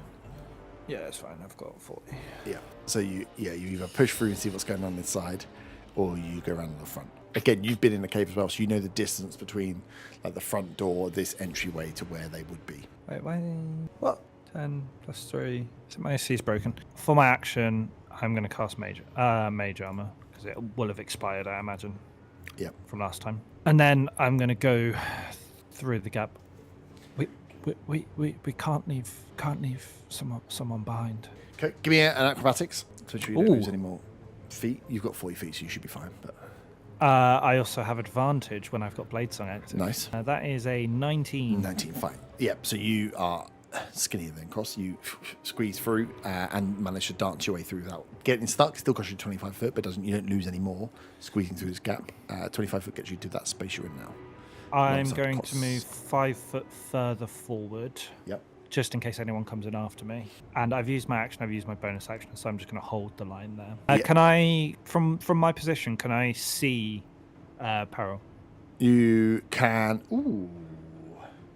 Yes, because at the moment he's still in Thunderclaw's hand. So Thunderclaw's got him held off to the side and was waiting for one of the others to take him. As Thunderclaw, you can see Peril as Thunderclaw looks around to you and says, "Merrin." Oh, we're not where those go yet because you rolled so shit. Oh, cheers. Oh, How about I look down? I was like, oh no, it's not. I've got 2 other goes. It's like, why have you not gone yet? So your Shocking Grasp can happen 5, 10, 15, 20 as one of them comes charging out to Zilna. Release your Shocking Grasp. Have you muted yourself?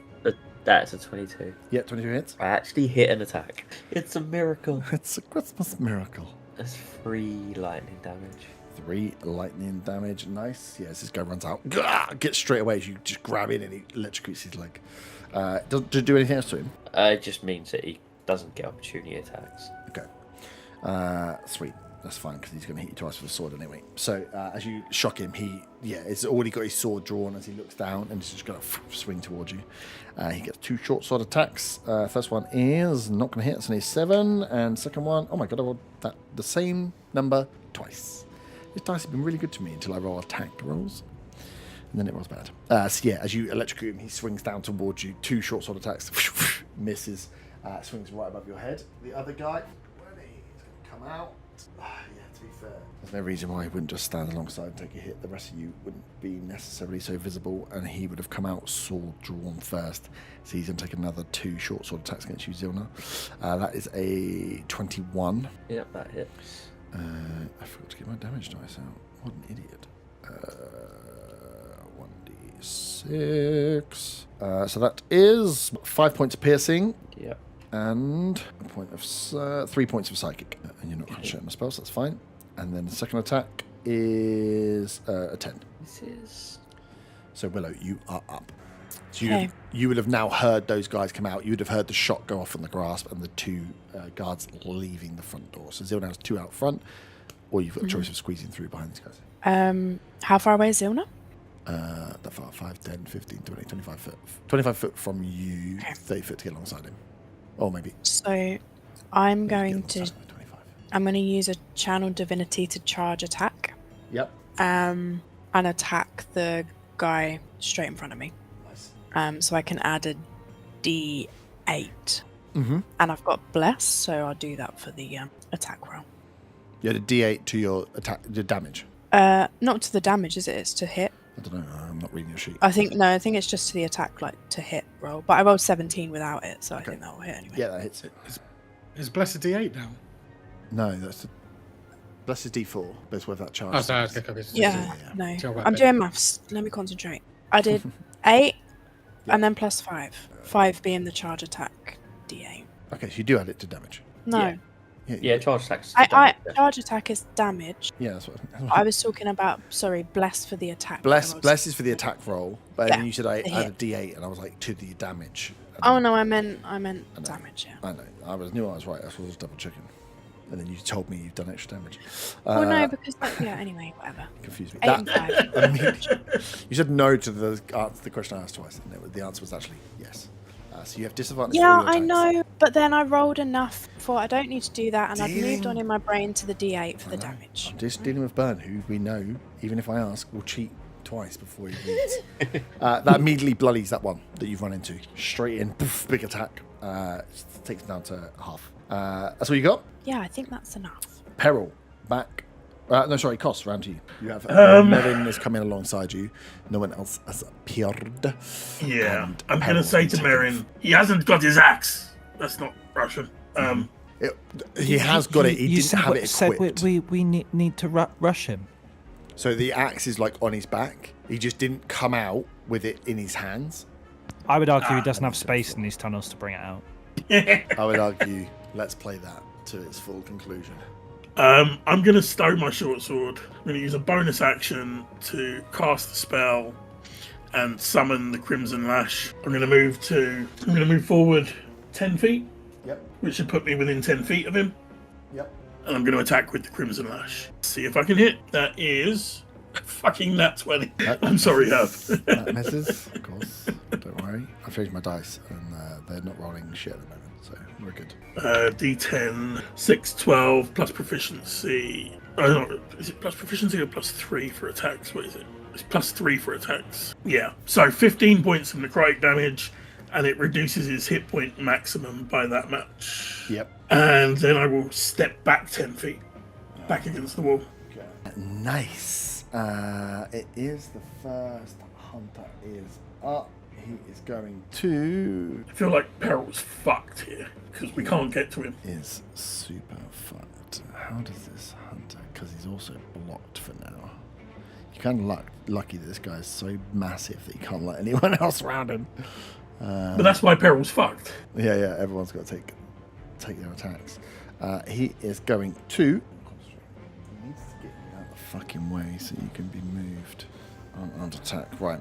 He's going to try and take over. The grapple on you. Sweet. That is a 20 to hit on the unarmed attack. Peril, can you give me another strength yeah. 4 dex saving throw? With disadvantage. Actually, do you just fail them because you're... What's restrained? What's grappled, sorry. Grappled. You have disadvantage on attack rolls. Oh, no. Cool. Just at standard. It's a 9. 9. Cool. So you are unfortunately passed over. 5, 2. So this hunter, as Thunderclaw has you, this other hunter comes forward, grabs you, and then shunts you across to the sides, relieving Thunderclaw to get back and pull his axe out. As you are still restrained down here, this one has cast Hunted Mark on you. That's his go because he can only multi-attack once he's got you. But yeah, this hunter now has you kind of like shoved up against the wall inside this cavern with Varenfoss and the other hunter that's there. It is your go, Peril. Then it's Thunderclaws. Can I cast Sleep? Yeah. Each creature of your choice in a 5-foot radius standing on a point within range must succeed on a wisdom saving throw or have the incapacitated condition until the end of its next turn, at which point it must repeat the save. And if it fails again, it's unconscious. It's only one square though, right? Is it a new one? He said within 5 feet squared. 5 foot. 5-foot radius sphere. Yeah, so 5 foot. That get Varenfoss in? Where is that? You can only get. Well, you can put it somewhere, but it's only 2 squares wide. And I imagine Varenfoss has got High wisdom. Yeah. So but the problem is who you're going to go for. They all, helpfully for me, are like enough apart that you could only get 2. You can only get 2 of them. So you can either get these 2 or you can get these 2. But like this guy is obviously the one that's attacking you. Yeah, I'll go for the one that's grappling me and the one at the back that's got concentration on it. Yeah, on the hunter's mark. Okay, cool. Yeah. So, because you put in between 5 foot. Yeah, 5 foot radius. 10 foot. Wait, what is 5 foot radius? 5 foot radius is so small, it doesn't make any sense. It's only 10 foot, right? Yeah. Yeah, a bit 10-foot square, basically. Yeah. So you can only get one of them because there's a. Well, if gap. it's between them, it's 5 foot either way, isn't it? Well, that's what I thought, but it's not 5 foot either way because it's 5 foot radius and the squares are 5 foot, so it must only be it's only 2 squares. no, but if it's corner of 2, then it covers 2 squares. Oh, I see. Yeah. Yeah, he wouldn't be able to do it in the centre of a square and get 2, would he? Because it would only be 2.5. Yeah, only 2.5. So basically do it on 1, unless 2 are stood next to each other. Yeah, that's what I was. I'll do it on the one grappling me if I can do it on one. Yeah, it's because it's 2 squares you can cover in you can cover like a quad, but the quad has to include the one fully. You can't halvesies. Okay, cool. Wisdom saving throw. Yes, please. That is a 20. Oh yeah, he's passed. Okay, I should have rolled dice first, shouldn't I? Okay, I see. As you are being held by this guy, you try and cast a sleep spell on him again, shakes it off, and keeps you held against the wall there. Up next is my boy Thunderclaw, who doesn't like being. What does he like less, being blood whipped or traitors? Well, he hates you both equally, I think, because he can do 2 attacks. 5, 10, 15, cool. Yeah, so you can just charge into the room. He's kind of got you blocked in now, which is lovely. And as he lets go of Peril, the great axe comes out. As he charges forward, he's just going to swing towards you. So he will take 2 attacks. It's annoying because I should have given cleave, but I did. So he is going to swing. I'll do studied response before the first one. Okay, cool. +5, 17. 17 just hits. A D10. +3 will be 9 points of necrotic damage, and again his hit point maximum. 9 points. Nice. Does that not? Do you have disadvantage? Is that a ranged weapon? Or does it do within 5 It's foot? a reach weapon. Oh, okay. So it doesn't have disadvantage at thingy. No, it just reaches 10 foot. It's like a blood whip, basically. Okay, sweet. As you step forward as he readies the axe, hit him again. That doesn't make him very happy. He's going to swing his I figured. axe. That's 17. Meets it, beats it. Oh, nice. That is unfortunate. So that is 9, 10, 11, 13 points of slashing damage. We're all dying. Going to go at you again. That is a 19. Yeah, I'm bloodied. Well, I was bloodied before this. Okay, cool. That is 13 damage. And then he is I am damaged. He is going to action surge and take 2 attacks against the traitor, who has much higher AC, which is annoying. That's only 13 against you, Merrin.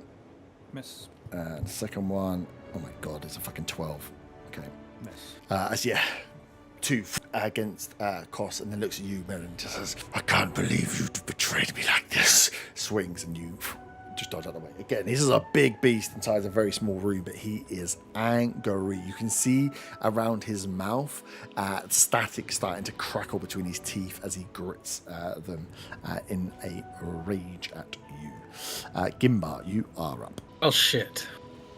He did take some. He's not bloodied, but Thunderclaw took a decent amount of damage. You can see that the reason he is so pissed is that you have hit him for a fair amount of damage. I You can't can actually, never heal. Gimbar can't see that, but I'm just saying for you two that are in there with traps in that room. I can't actually get to anybody, can I? Because everything's blocked off. Yeah. Just punch over my head. He is really small. I'm not so tall myself. You got movement. Oh, I am technically medium. Sorry? How much movement? You got 40 foot. 40 standard, yeah. 40. You could get to the side. I'll let you get to the side of one of them and give me an acrobatics check just to like parkour off the wall. Is that inside the room where we are? No. Alongside the ones outside the front. Inside the room, you'd be fucked. Yeah. 21. Yeah, easy.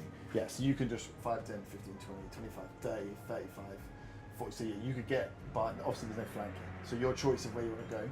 So you can go alongside him or behind him, but there's no flanking. So it's just where you want to be placed. Alongside him, so I'm in the sort of kind of doorway. Yeah. Cool.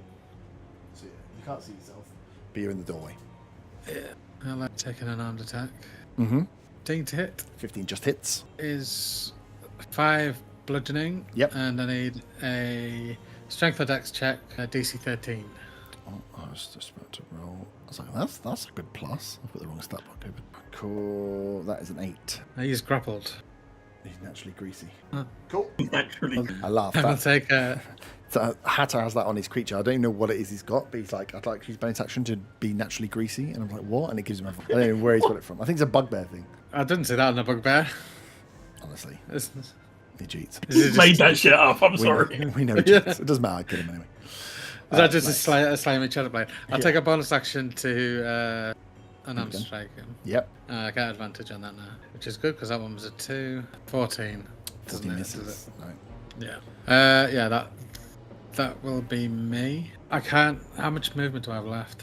5. Do I have any? I will drag him away 5 feet. I don't get disadvantage with the grappler feet now. There you go. That reduction to movement. Sorry. Yeah. You can put it Oh, back. good. Nice. Up next is Varanthos, who is going to. You fucked up my boy. I don't like it. Okay, sweet. Give me a second. I have to keep checking whether the new some of my stat blocks have the old spells on. I'm like, have they changed? Within range until it's yeah, sweet. Varanthos, who can hear? You would probably Peril. You'd obviously hear. Kos and Meryl, you may just hear as Varanthos orders these 2 guards to deal with him. She'd just be like, deal with him. She will move past 5, 10, 15, 20, 30. Take the long way round so she doesn't get opportunity attacked. And is going to cast Sanctuary. That's any bonus action. Nice. Sanctuary Thunderclaw. So anyone that targets Thunderclaw with an attack roll or damaging spell must first succeed on a Wisdom saving throw. Not any creature within range 30 foot. Perfect. So that is her bonus action, and then she can use an action to. I can't hit dash. She'll use her action to dash to come out and see what the fuck is happening outside as well. So Varanthos, cast Sanctuary on Thunderclaw, orders the 2 Talons that are inside to deal with Peril, who has been restrained and has Hunter's Mark against him, and then runs out to see what is going on, where the attack is coming from. Is that concentration on her? No. How long does it last? I don't know what Sanctuary level. Pretty Fell fucking asleep. good. Just in the first one. It's usually a minute, Minute. and no, it's not concentration. Minute, no concentration. At least it's not Baldur's Gate version where it's you can't hit them at all. Yeah. Unless Is that it's the old AoE. version? Yeah. Sweet, that is Varanthos. So Zilna, you are up.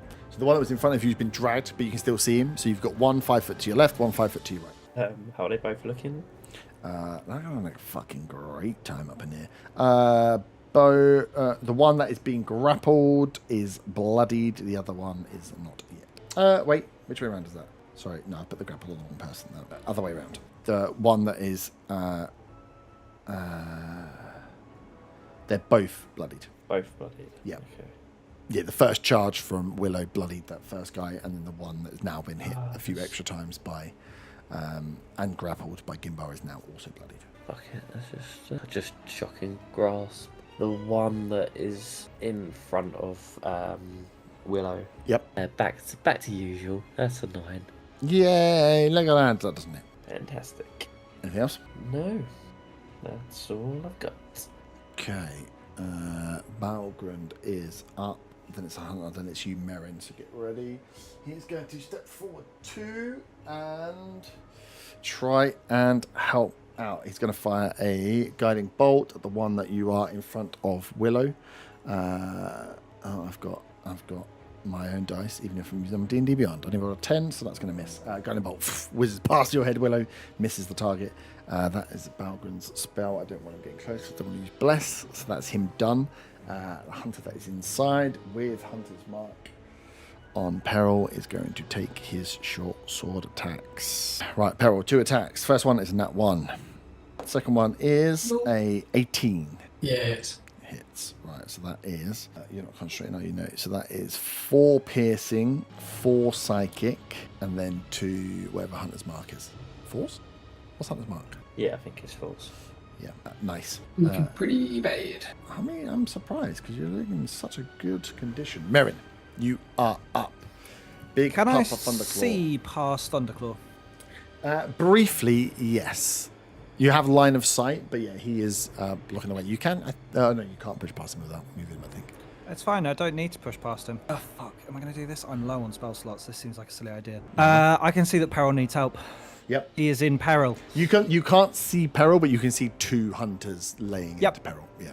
And I know he's roughly over there. Yeah. From hearing the screams, the shrill Yeah. screams, I imagine, when he gets hit. When he gets hit and goes, I'm not looking too good. I am going to cast Misty Step to go past thing. And just before I do it, I'm going to say, disengage and head through the gap if you need to. Thunderclaw says, me? I'm willing to fight. Where do you want to be? So I think you can pretty much go where you want. 5, 10. 15, 25. Well, I want to go. You can go here. Or, Yeah, I want to be near. I want to be next to both of them, ideally. Yeah. I will move the movement if I need to for anything extra. That's fine. Let me move his concentration. With diagonals, I think you could get in. So yeah, you were in like a diamond. Peril, gap, you, and then they're on your left and your right. Okay. I'm going to attack the one with concentration with Green Flame Blade. Yeah. Does that have to lump someone within 5 foot, within 10 foot? Within 5 foot of me. Your view. Okay, good. Yeah, I read it before I decided what to do. Good choice. Good choice. This is where I don't hit, and it's... Oh, I get plus... I mean, I probably hit with a 21 anyway, but Yes. we'll roll the guidance. With bless. But yeah. Yeah, whatever it is. Yeah, Yep. 24 to hit. Yeah, yeah. Perfect. Ooh, and still pretty bad. 7 points of piercing damage. Mm-hmm. To the one with concentration. Yeah, on the one with concentration. 7, yeah. I've got to click the button. And Also then 4 on his the other con save. one, Well, his green, mark is you dropped. can cross the grid. I don't even think they get a save for it. Oh, Green Flame Blade. No, I think, No, I think just jump. it's just Oh, fire damage. no, green, no. No? It's within 5 foot of it. That's what I thought. I it was. read it wrong. Yeah. I'm glad Has you it read it before you changed? did it. No, no, it hasn't. I just read it. I read the first bit, which says you can make a melee attack against one creature within 5 feet of you, Yeah. and then on a hit, the target suffers weapon. Forward into that space between them. You No, could because have they're not been. stood next to each other. They have to be stood Oh, next yeah, to it's each other. them. So they Oh, like passes okay, on between them. Yeah, I read it wrong. It's fine. But I was just trying to get rid of the 100 mark and anything Yeah, else. which you did. You rolled a 4 on his con save, so. And that is my go. Nice. It is the grappled boys. So he's going to turn around to you, Gimbar, and give you a little stab. Twice, hopefully. First one's a 2 on the die, so that's probably not going to do it. Second one is only an 10, which I'm assuming doesn't do either. No. Okay. The other guy is going to cast Hunter's Mark on Willow in front No. with his bonus action. Yeah, and then he's going to try and... Actually, do I want to do that? No. Yeah, I do, because it's a bonus action. Cool. Cast Hunter's Mark, and then he's going to take his 2 short sword attacks against you. First one is a 21. Yeah. Oh, that's good. It's more damage for me. Is it good? It is good. That is 8 piercing, 1 psychic, and 3 force. And then he's Oh, I'm bloodied. That's good. He's going to take his second attack now. That is the same roll. That is a 21. That is 4 piercing, 2 psychic, and 4 force. That is him. Kos, round to you. Do I not get a go? Where was your go? Yeah, it Oh is yeah, her go. sorry, yeah. I'm Oh not yeah, even, just put me down to 2 HP not and then even skip me joking. go. It's because I had to put the initiative count to 25 because you got rolled so high, and 2 just falls off the bottom of the chart, so I have to scroll to see you. Maybe I get 2 goes then. On 2 HP, I'm very upset with the You better remember you're on situation. 2 HP. Oh wait, what have I just seen there? Oh, I've got a legendary action I just didn't see. Yeah, you have a go, don't worry. So I can do a cantrip and a spell, right? Only if it's a bonus action. God, I hate this game. Yeah. I'm just gonna cure myself because I'm really very upset. You can, yeah. Okay, yeah. You can only use 1 spell slot per turn, but you still need to, it's the action, bonus action economy you got to watch for. Yeah, I'd like to call him a pig, and then my go. Actually, would you cure wounds? Yeah. Oish, and you get no other bonus actions. No, I healed myself 14 points though. 'cause I was- Cast, you're up. I'm going to do what Merrin suggested. I'm going to disengage and go through the hole. Sounds like a not bad idea. Sweet. So that'll, you can go diagonally, so that'll take you 25. So 30 puts you. Then he gets other healed side. by Belgrim and then comes back. Acrobatics is an 18. Yep, nice. So yeah, you don't lose And any. I am indeed going to say to the dwarf, help me. He looks at you and goes, "Oh, friend, you look fucked up." Da. Up next is. And I'll move as close to him as I can get. And Yeah, I'm so what's gonna your run for a forward? piss. 30. 30. It's only 5 foot forward because it takes 25 to get through the hole. 25 to get out the other side, yeah. Nice. Hunter is up. Which one are you? Oh, the one inside. He is the one that is grappling. Yeah, boy, Peril. So he's probably going to butt him. Short sword. Nat 1. What charmed life you hear. Second attack is only a 9 out of 1 and a 5. This is He has got you grappled and hasn't quite worked out how to grapple you and stab you at the same time. Clearly fucking up. And you're dodging out of the way. It is your turn, Peril. how can I get out of grapple? You can use an action to strength or dex your way out, or you can misty step or anything that makes you disappear, or force movements the creature that's grappling you, I think. So I've run out of Misty Step slots. So I'm going to have to do this the old-fashioned way on my legs. So yeah. I'm going to try and get out by using Dex, Mhm. if that's right. Get out, Yeah. use my turn to do that. That'll be your action, yeah. You should be aware of opportunities. yeah, that's if you fine. want. Okay. Oh wait, so I can't disengage or Not unless you can do it with after bonus that. action. Okay, probably not. Fine. I'm going to shocking grasp the one grappling me. Yep. So I'm going to roll. So 21 to hit. Yeah, that hits. I'm going to roll for damage. 6 damage. Yep. And then Valid. I'm going to He's bloodied. Sacred Flame bonus action. Mm-hmm. I think. Is that whiz? Dex. That's only 7. Fucking hell. His dice rolls like, yeah, every rolls like 3s and 5s or 17s and 18s. It's crazy dice. I quite like it. And 7. another 7 damage. Nice. He's Yeah. looking weak. He's looking weak, but still standing and still maintaining the grapple. I will just if I can, just say to Merrin as I'm finishing up, run. Yep. And nice. Where? Thunderclaws blocking the path. And just like that, camera turns to Thunderclaw, who has used his thing as because you disappear through.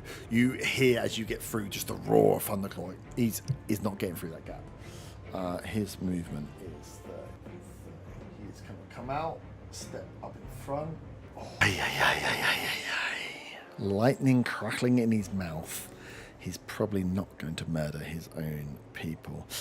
He is just going to have to fucking run up to you, isn't he? This is annoying. Yeah, cool. I'll step to the side. But yeah, Gimbar, you hear as you pull that guy backwards towards you, you hear the footsteps as Thunderclaw comes out, and you can hear as he gets close to you, almost there, like your beard hair and the hair on your head you have that static where like bits of the loose ends start to come up as you can feel both the physical presence, but also this lightning charge that is starting to build up inside Thunderclaw. But unfortunately, he is going to have to use his action to dash, as it is your turn. Well, shit. That seems to be the catchphrase of this this season thus far. Can we just rename the team our shit? Yeah. I was about to say the same thing. Right. At least the campaign will be over either tonight or next week. Yeah, that'd be great. Possibly go. I will attack Thunderclaw. Are you going to try and grapple him? Shit. Probably not with a 15. 15 misses. Plus, you needed to roll wisdom saving throw Did I? because he's got Sanctuary up. Oh. Well, it's a good thing the width 15 was his wisdom saving throw. Well, it doesn't hurt anyway, so there's any point rolling it. Yes, technically for you, because if you roll the wisdom saving throw and fail, you either choose a new target or lose the attack or spell. So if you fail the wisdom saving throw, you could just punch the other guy. You've just rolled really well on it, haven't you? 21. Yeah. So unfortunately, you did save and did attack and did miss. But otherwise, you could have punched the guy you were holding. Yes. I will. Oh, what did you roll? 21. No. Oh, Not what was to your hit. attack? Yeah. 15. You're blessed. Oh, shit, yeah. I forgot that last time as well. Yeah, I know. Don't forget. You got to remember that. You need 2. It's D4 in it. Yeah. That's a 1. Ah. Still miss. Try and help. I can only do what I can do. Yeah. You don't have inspiration, do you? No. Tell you what to do because I can't move very far. Attack and bonus action and attack Thunderclaw again. Yep. Wisdom saving throw You've got to roll first. wisdom saving throw first. That's 11. 11. It's not. The DC for the wisdom is 14. So no, you can attack the guy you've got there. Okay. I get advantage on that, thankfully. Yep. So that's 23. Yep, that hits. That's not very good. Just 4 bludgeoning. 4 bludgeoning. He was already bloodied. He's a little bit more bloodied. Do I risk the opportunity attack for a little movement? No. I'll stay where I am. Mm-hmm. Nice. That is you. Can I catch? No. I don't want to get in the way. Actually, I will use a bonus action herb. Yep. Oh, no, I can't because I used an attack. armed attack. Yeah. Yeah. Balls. Can you... Oh, the only one I can see. Can you give me a dex saving throw for Sacred Frame, please, Gimbar? It's got +5. That's only a 12. Oof, so that is a fail. She's a level... Level 5? That's not fair. What do you mean it's not fair? It's only 2d8. Come on, level 5 spell. She's level 5. No, she's a level 5 spellcaster, yeah. Oh, right. I thought you said level 5 spell. No, that's... I said to catch No, a penalty. I knew because at level 5 you get Yeah, you bonus get an damage extra- to your cantrips, which is why get an I'm extra hoping for it soon. 10, survive. 10 radiant damage. She doesn't have no reason to step forward. Zilna, you are up. Okay. How far is Thunderclaw from me? 5, 10, 15, 20. Okay. I am going to step forward 1 square, so I'm in between the 2 talons. Yep. And then for my action, I will place Rufus down on the square next to the talon that's under the gate Yep. and activate the Eldritch Cannon feature on him. And I'll go for the flamethrower one to aim towards the wall and hit Thunderclaw. Oh, okay. I was like, aim towards the wall because it's a cone. Yeah, Yeah. because it's cone, yeah. I was like, So I don't hit. if you aim Gimbar towards and- the wall, you're not going to hit anybody. Yeah, okay, cool. Yeah, nice. And it's a 14 deck save. 4. And because it's error effect, I think it gets Yeah. through Sanctuary. It gets through Sanctuary. Deck save. Where are you, my big boy? Deck save. Yeah, Oh, not strength. I can't strong arm fire. That's a 9. that's a fail. So it's 2d8 fire damage. Ooh. That is 12 fire damage. 12 fire damage. Thunderclaw is bloodied. That's my go. Because it's my action to summon it and my bonus to use it. To use it. Right. Balgrund is but. What is going to be best? Why did you can blame Bern for setting this up badly? Why has he only got 1 use of Cure Wounds? Have you not used the one already? Yeah, I used the Cure Wounds one, but then he's got Healing Word. Cool. He will do a 2nd level Healing Word as his action. That is. Oh, there's a few. Oh no, it's not. Wait, why can you only use Cure Wounds once? Oh yeah, because Bern built him badly. Yeah, but you just stand next to someone and use it. It's a spell, isn't it? Yeah, but not if he selected it. I think he's got it through Magic Initiate, so he only gets 1 use per long rest rather than it's a spell slot. Oh, fucking hell. Why would you make me clarify that when I was looking? It was 13. 13 points of healing cost. You know something. Yeah, he doesn't have to step out to do it, which is fine. That's his action, though. His bonus action, he won't be able to do anything because he has to get close to punch, and once blesses up... Wait, they changed Healing Word to an action? Oh, is it a bonus action? Healing Word was a bonus. Oh. Yeah, because it healed less. It healed less, but Yeah. it was a bonus action for that reason. Sweet. Good catch. I can then do Toll the Dead. Do I want to do Toll the Dead or do I want to attack or do I want to do Wisdom saving throw? Let's do Wisdom saving throw.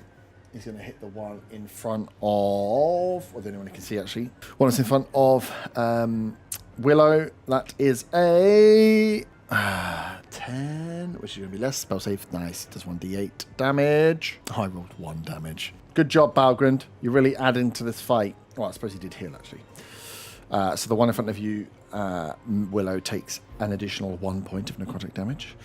That is Balgrand. It is the hunter's turn inside La Cave. Fuck you, traitor. He's going to take his 2 short swords attacks against you, Merrin. First one is only a 17, which I believe does not hit you, from what you said earlier. And second one is a nat 1. Jesus! Or 3 nat 1s. Merrin, you're back. You're up. How are they looking? These ones are looking okay, to be fair. Oh, 7, 6, 7. The 2 outside are fucked. So one of them, the one that that is grappling Peril, is messed up. This one, it hasn't really been hit. You've hit him once, but he's still not bloodied yet. Okay, so the one that's messed up, I'm going to attack. Yep. With... Oh, God, what we got? Have I already used that? Okay, I have already used that. I mean, well, Booming Blade, I guess. I don't have a bonus action at the moment, is the issue. So, add my Bless. 17 to hit. Yep, hits. Phew. 10 points of piercing 10 damage. points is more than enough. Excellent. Hunter 1 goes down. You are released from the grapple Peril. Excellent news. Flanking's no longer a thing. I am going to step forward, though, just if Peril tries to run away, just kind of be a body block. Yep. And, yeah, I don't have bonus actions, do I? I don't know. No, I don't. Well, my bonus actions are like things that I won't use because I need the spell slots for saving stuff. Oh, I don't want to be mechanically cheeky, so I will ask a question. Yeah?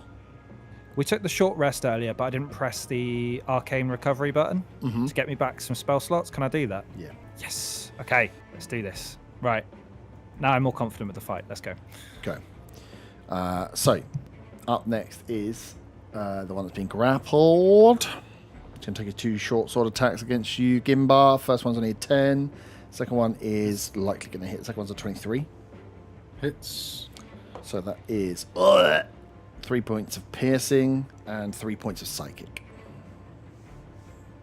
And then the one that is in front of Willow might as well go for her again because he's got you hunters marked. That little cannon's fucking annoying, although it didn't get him, so I think he's still going to go for the one who's got hunters marked. Where Willow, that is a 19 to hit. Yep. That's a sharp. 5 piercing, 3 psychic, and 5 force. She bares her teeth in. Nice teeth. Second one's a 12, so she misses. Yeah. And it's your go. Can I... I'm going to cast Sacred Flame on him.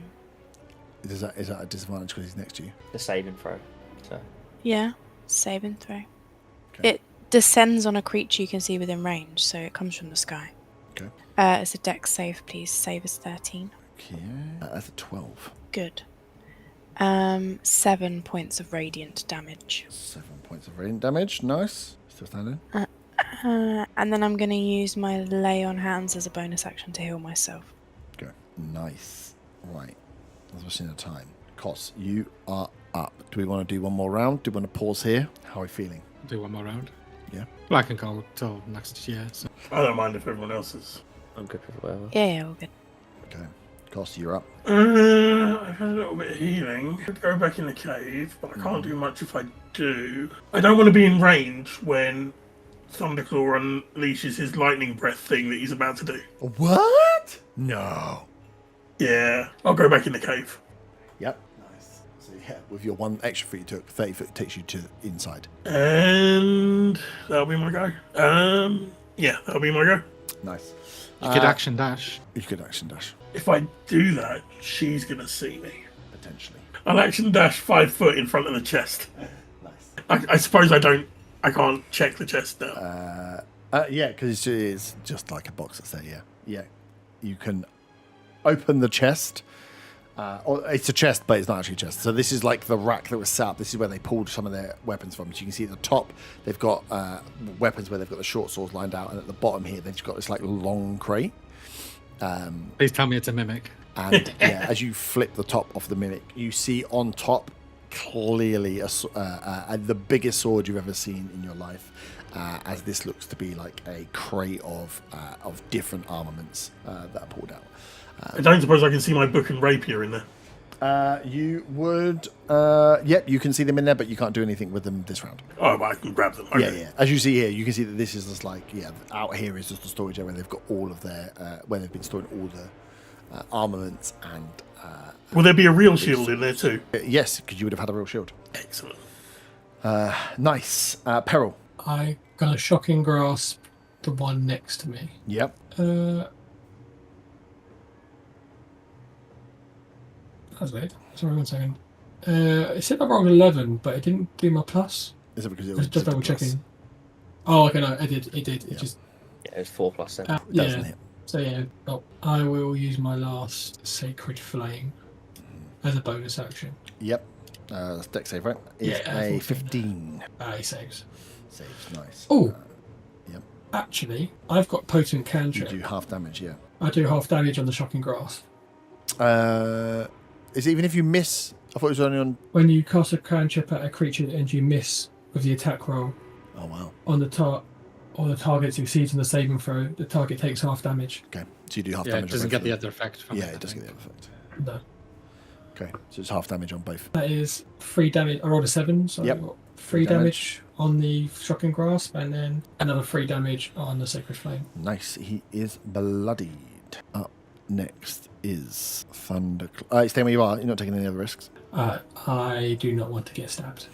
You sure? Next is Thunderclaw. He is going to step. Seeing 2 of the talons in front of him are not doing anything useful. It's going to writhe up the static charge behind you, Gimbar. You fear as he just lets out this lightning breath that shoots across 30 foot. Cool. Willow, you see this thing just shoot through Gimbar, through the 2 talons and through Zilna, and shoots off into the distance, lights up the sky momentarily, or lights up the area momentarily as this lightning breath shoots through. I need Gimbar and Zilna to make dexterity saving throws, please. Oh, my dice fucking stayed on top of How yours and much just stopped rolling. Fuck's sake. Do you get bless on this or not? Yes. Saving throws, yeah. That is such bullshit. That was a 9. 9 is a fail. Because Burns' dice got in the way and stopped it rolling. That's a 10. Oh my god. Thanks to bless. That's Otherwise, good. it'd just been a 6. 2 fails. Ah, great. Can you redirect any of this? You take Not yet. 25 lightning damage. 25. Christ. 25 lightning damage. It's 4. Yeah, I'm down. Zilna goes I am bloodied on 3 HP. down. You are bloodied. Let me roll the saves for the hunter. Oh no, even with half damage, they're both dead. What am I talking about? He obliterates both of these talents. If you go down, what happens to your creations? I just trying to work that out now. The sanctuary wears off him now, though, doesn't it? Because he's dealt damage. Yeah. Yes. Did in old rules, I'm not sure Yeah. about this one. Rolls that makes attack roll, cast a spell, or deals damage. Yeah. Sweet. So on Thunderclaw's, Thunderclaw out with the lightning breath is recharge. So you go through. You see the 2 talons and Zilna drop. Gimbar goes down to barely anything. We got an answer on the bot. I'm just trying. It's not on the actual wording, so I'm just trying to search what happens. Because the wording only says if it goes to 0 hit points or after an hour. Oh, okay. So I'm just trying to see if. I imagine it just stays there doing nothing. Yeah. Gimbar, you are up. Fucking dragons! Well, shit. Might as well attack him, I guess. Whatever. Why not? Fuck's sake. 16 to hit. Oh no, I got bless. Yeah, I bless. Yeah, that would do it. 17's AC. Okay, sweet. Yeah. So, go on, I'll let you answer. I'll say yeah. So it stays, but obviously you can't do anything with it because it's a bonus action to do anything with it. So Oh, okay. it just keeps its consciousness Yeah. until the hour or until it's destroyed. So that's 6, not 6. Sorry, 4 bludgeoning damage. 4 bludgeoning. And I need just strength or dex DC 13 saving throw. Yeah, I rolled an 18 on die. Okay, so he's not grappled. I will bonus action flurry of blows. He was bloody. Spending He's a bloody. focus So point. yeah, you are chipping away. I'll roll the first one. 15 solid bless. Bless. You 2. A 1, of course. Fuck me. I get a second attack. Yep. Oh, well, that's not going to work because that's a 9 so far. It's not Balls. going to hit. But with where is it? I'm sure there's something to flurry of blows where I can disengage. Or am I thinking of something else? That's probably your That'd be your is it bonus. step of the wind or whatever it is. Yeah. Yeah, I thought there was an extra part to flurry of blows. Yeah, it's my drunken technique special thing for whenever you use flurry of blows, you gain the benefit of disengage action, and your walking speed increases by 10 feet until the end of your current turn. So I will take that disengage, please. Yeah. There you go. So I have 50 feet back towards Balgrund. You can get right alongside it. 40 takes you alongside. Only giving him more than 1 cure wounds. Yeah. Are you any healing left? And he goes, fuck. Brother, this is not good. I know. It's Faranthos next. So she is going to do the same again, I think. Just a... Oh, can I get you somewhere else away? No, she's going to Sacred Flame. Can you get dex save, please, Willow? Okay, that is a wow 3. 3. That's not good. You take 9 points of radiant damage. Oh, I'm on 1 HP. Still not. I need a death save, please. Let me send it just to you. Mm-hmm.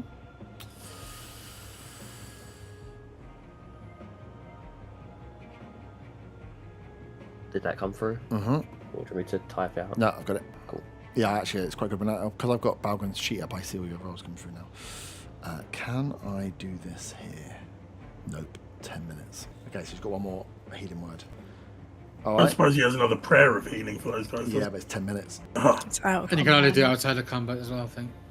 Yeah. So, I mean, he's gonna just go for. He's got one more healing word. So he looks to you, Gimba, and says, "Brother, I can only do it one more time. You or the gnome." I am still here, just give it to the gnome. Nice. Then we need to try and get out of here. He says, "Don't worry about that." So healing word, bonus action. Oh my god, it's actually gone over. I've got the same problem you have. Show me the fucking 10 healing. Zilna, as you. Thank you. And then he is going to.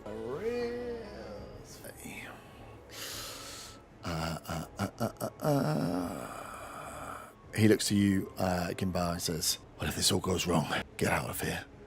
And remember, don't let these talents get away with anything." As he pulls out from one of the, I didn't say it earlier, but from inside that room, he pulled out from the other room, the warhammer that they have in the storeroom. Ready's that? 5, 10, 15, 20, 25, 30. So you can get up. He's going to go, charge straight in, and it's just going to take, with his action, 1 attack against, he's got push. That's quite cool. Against Thunderclaw. He misses. That is Balgrund. Oh, my hips don't lie. The hunter inside the room with Merrin and Peril is up. He's going to take you 2 short sword attacks. First one is a 10, so it's going to miss you. Oh man, I rolled 2 5s. 2 swings and 2 misses against you, Merrin. It's your go. We'll do your go, Willow's go, and then we'll pause. Oh god, it's 10 to 12. Yep. Stab. Stab. 17. Yep, with Bless. 17 hits. 5 points piercing. 5 piercing. Nice. Stab. Sorry, I'm done. I don't Oh. have the extra stab Oh, yeah, yet. That's sorry. not till level 6. Willow finishes off. Last round. Last action. You see Zilnar has come back with a healing word. Balgrund has charged in front, swang this warhammer at Thunderclaw, missed completely as it slams into the rock. Can I get a con save from Thunderclaw, please? The save is 13. Yeah, that is a 21. Okay, then he's going to take half, which won't be a lot. So half of 7 force. 3 force damage. Any movement? No, but on a failed save it takes 2. Oh, on a failed save it takes 2d4 It force is- damage. it is Its fair. speed is halved. It's ward away. Yeah, but it It succeeded. succeeded. Oh yeah, never mind. Yeah, I'm gonna move towards where Gimbar is. That's where we At the came back. in, right? Do you want to drag Zilna with you? Yeah, Can I? yeah. It takes your movement. You can Yeah, move that's half. fine. So you got 15. I'm trying to get out of here, but yeah, I'll drag him. you drag Zilna across. And we will stop there, otherwise, because we've got a bit of way to go. Varenfoss has not been touched yet. So, as we lie, Peril and Mirin have one very bloodied hunter inside this room here. Outside, Varenfoss is untouched, but Thunderclaw is bloodied and has used his lightning breath. Balgrand has charged in to try and buy some time, used up all his healing, and outside Zilna is up, but been dragged away prone. And Gimbar and Willow are pretty messed up. So we'll find out how this all goes after a great bit of sneaking next week. GG's. I'm sure it'll all be fine. See, Bern, you didn't die on your birthday. You were just maybe dying next week.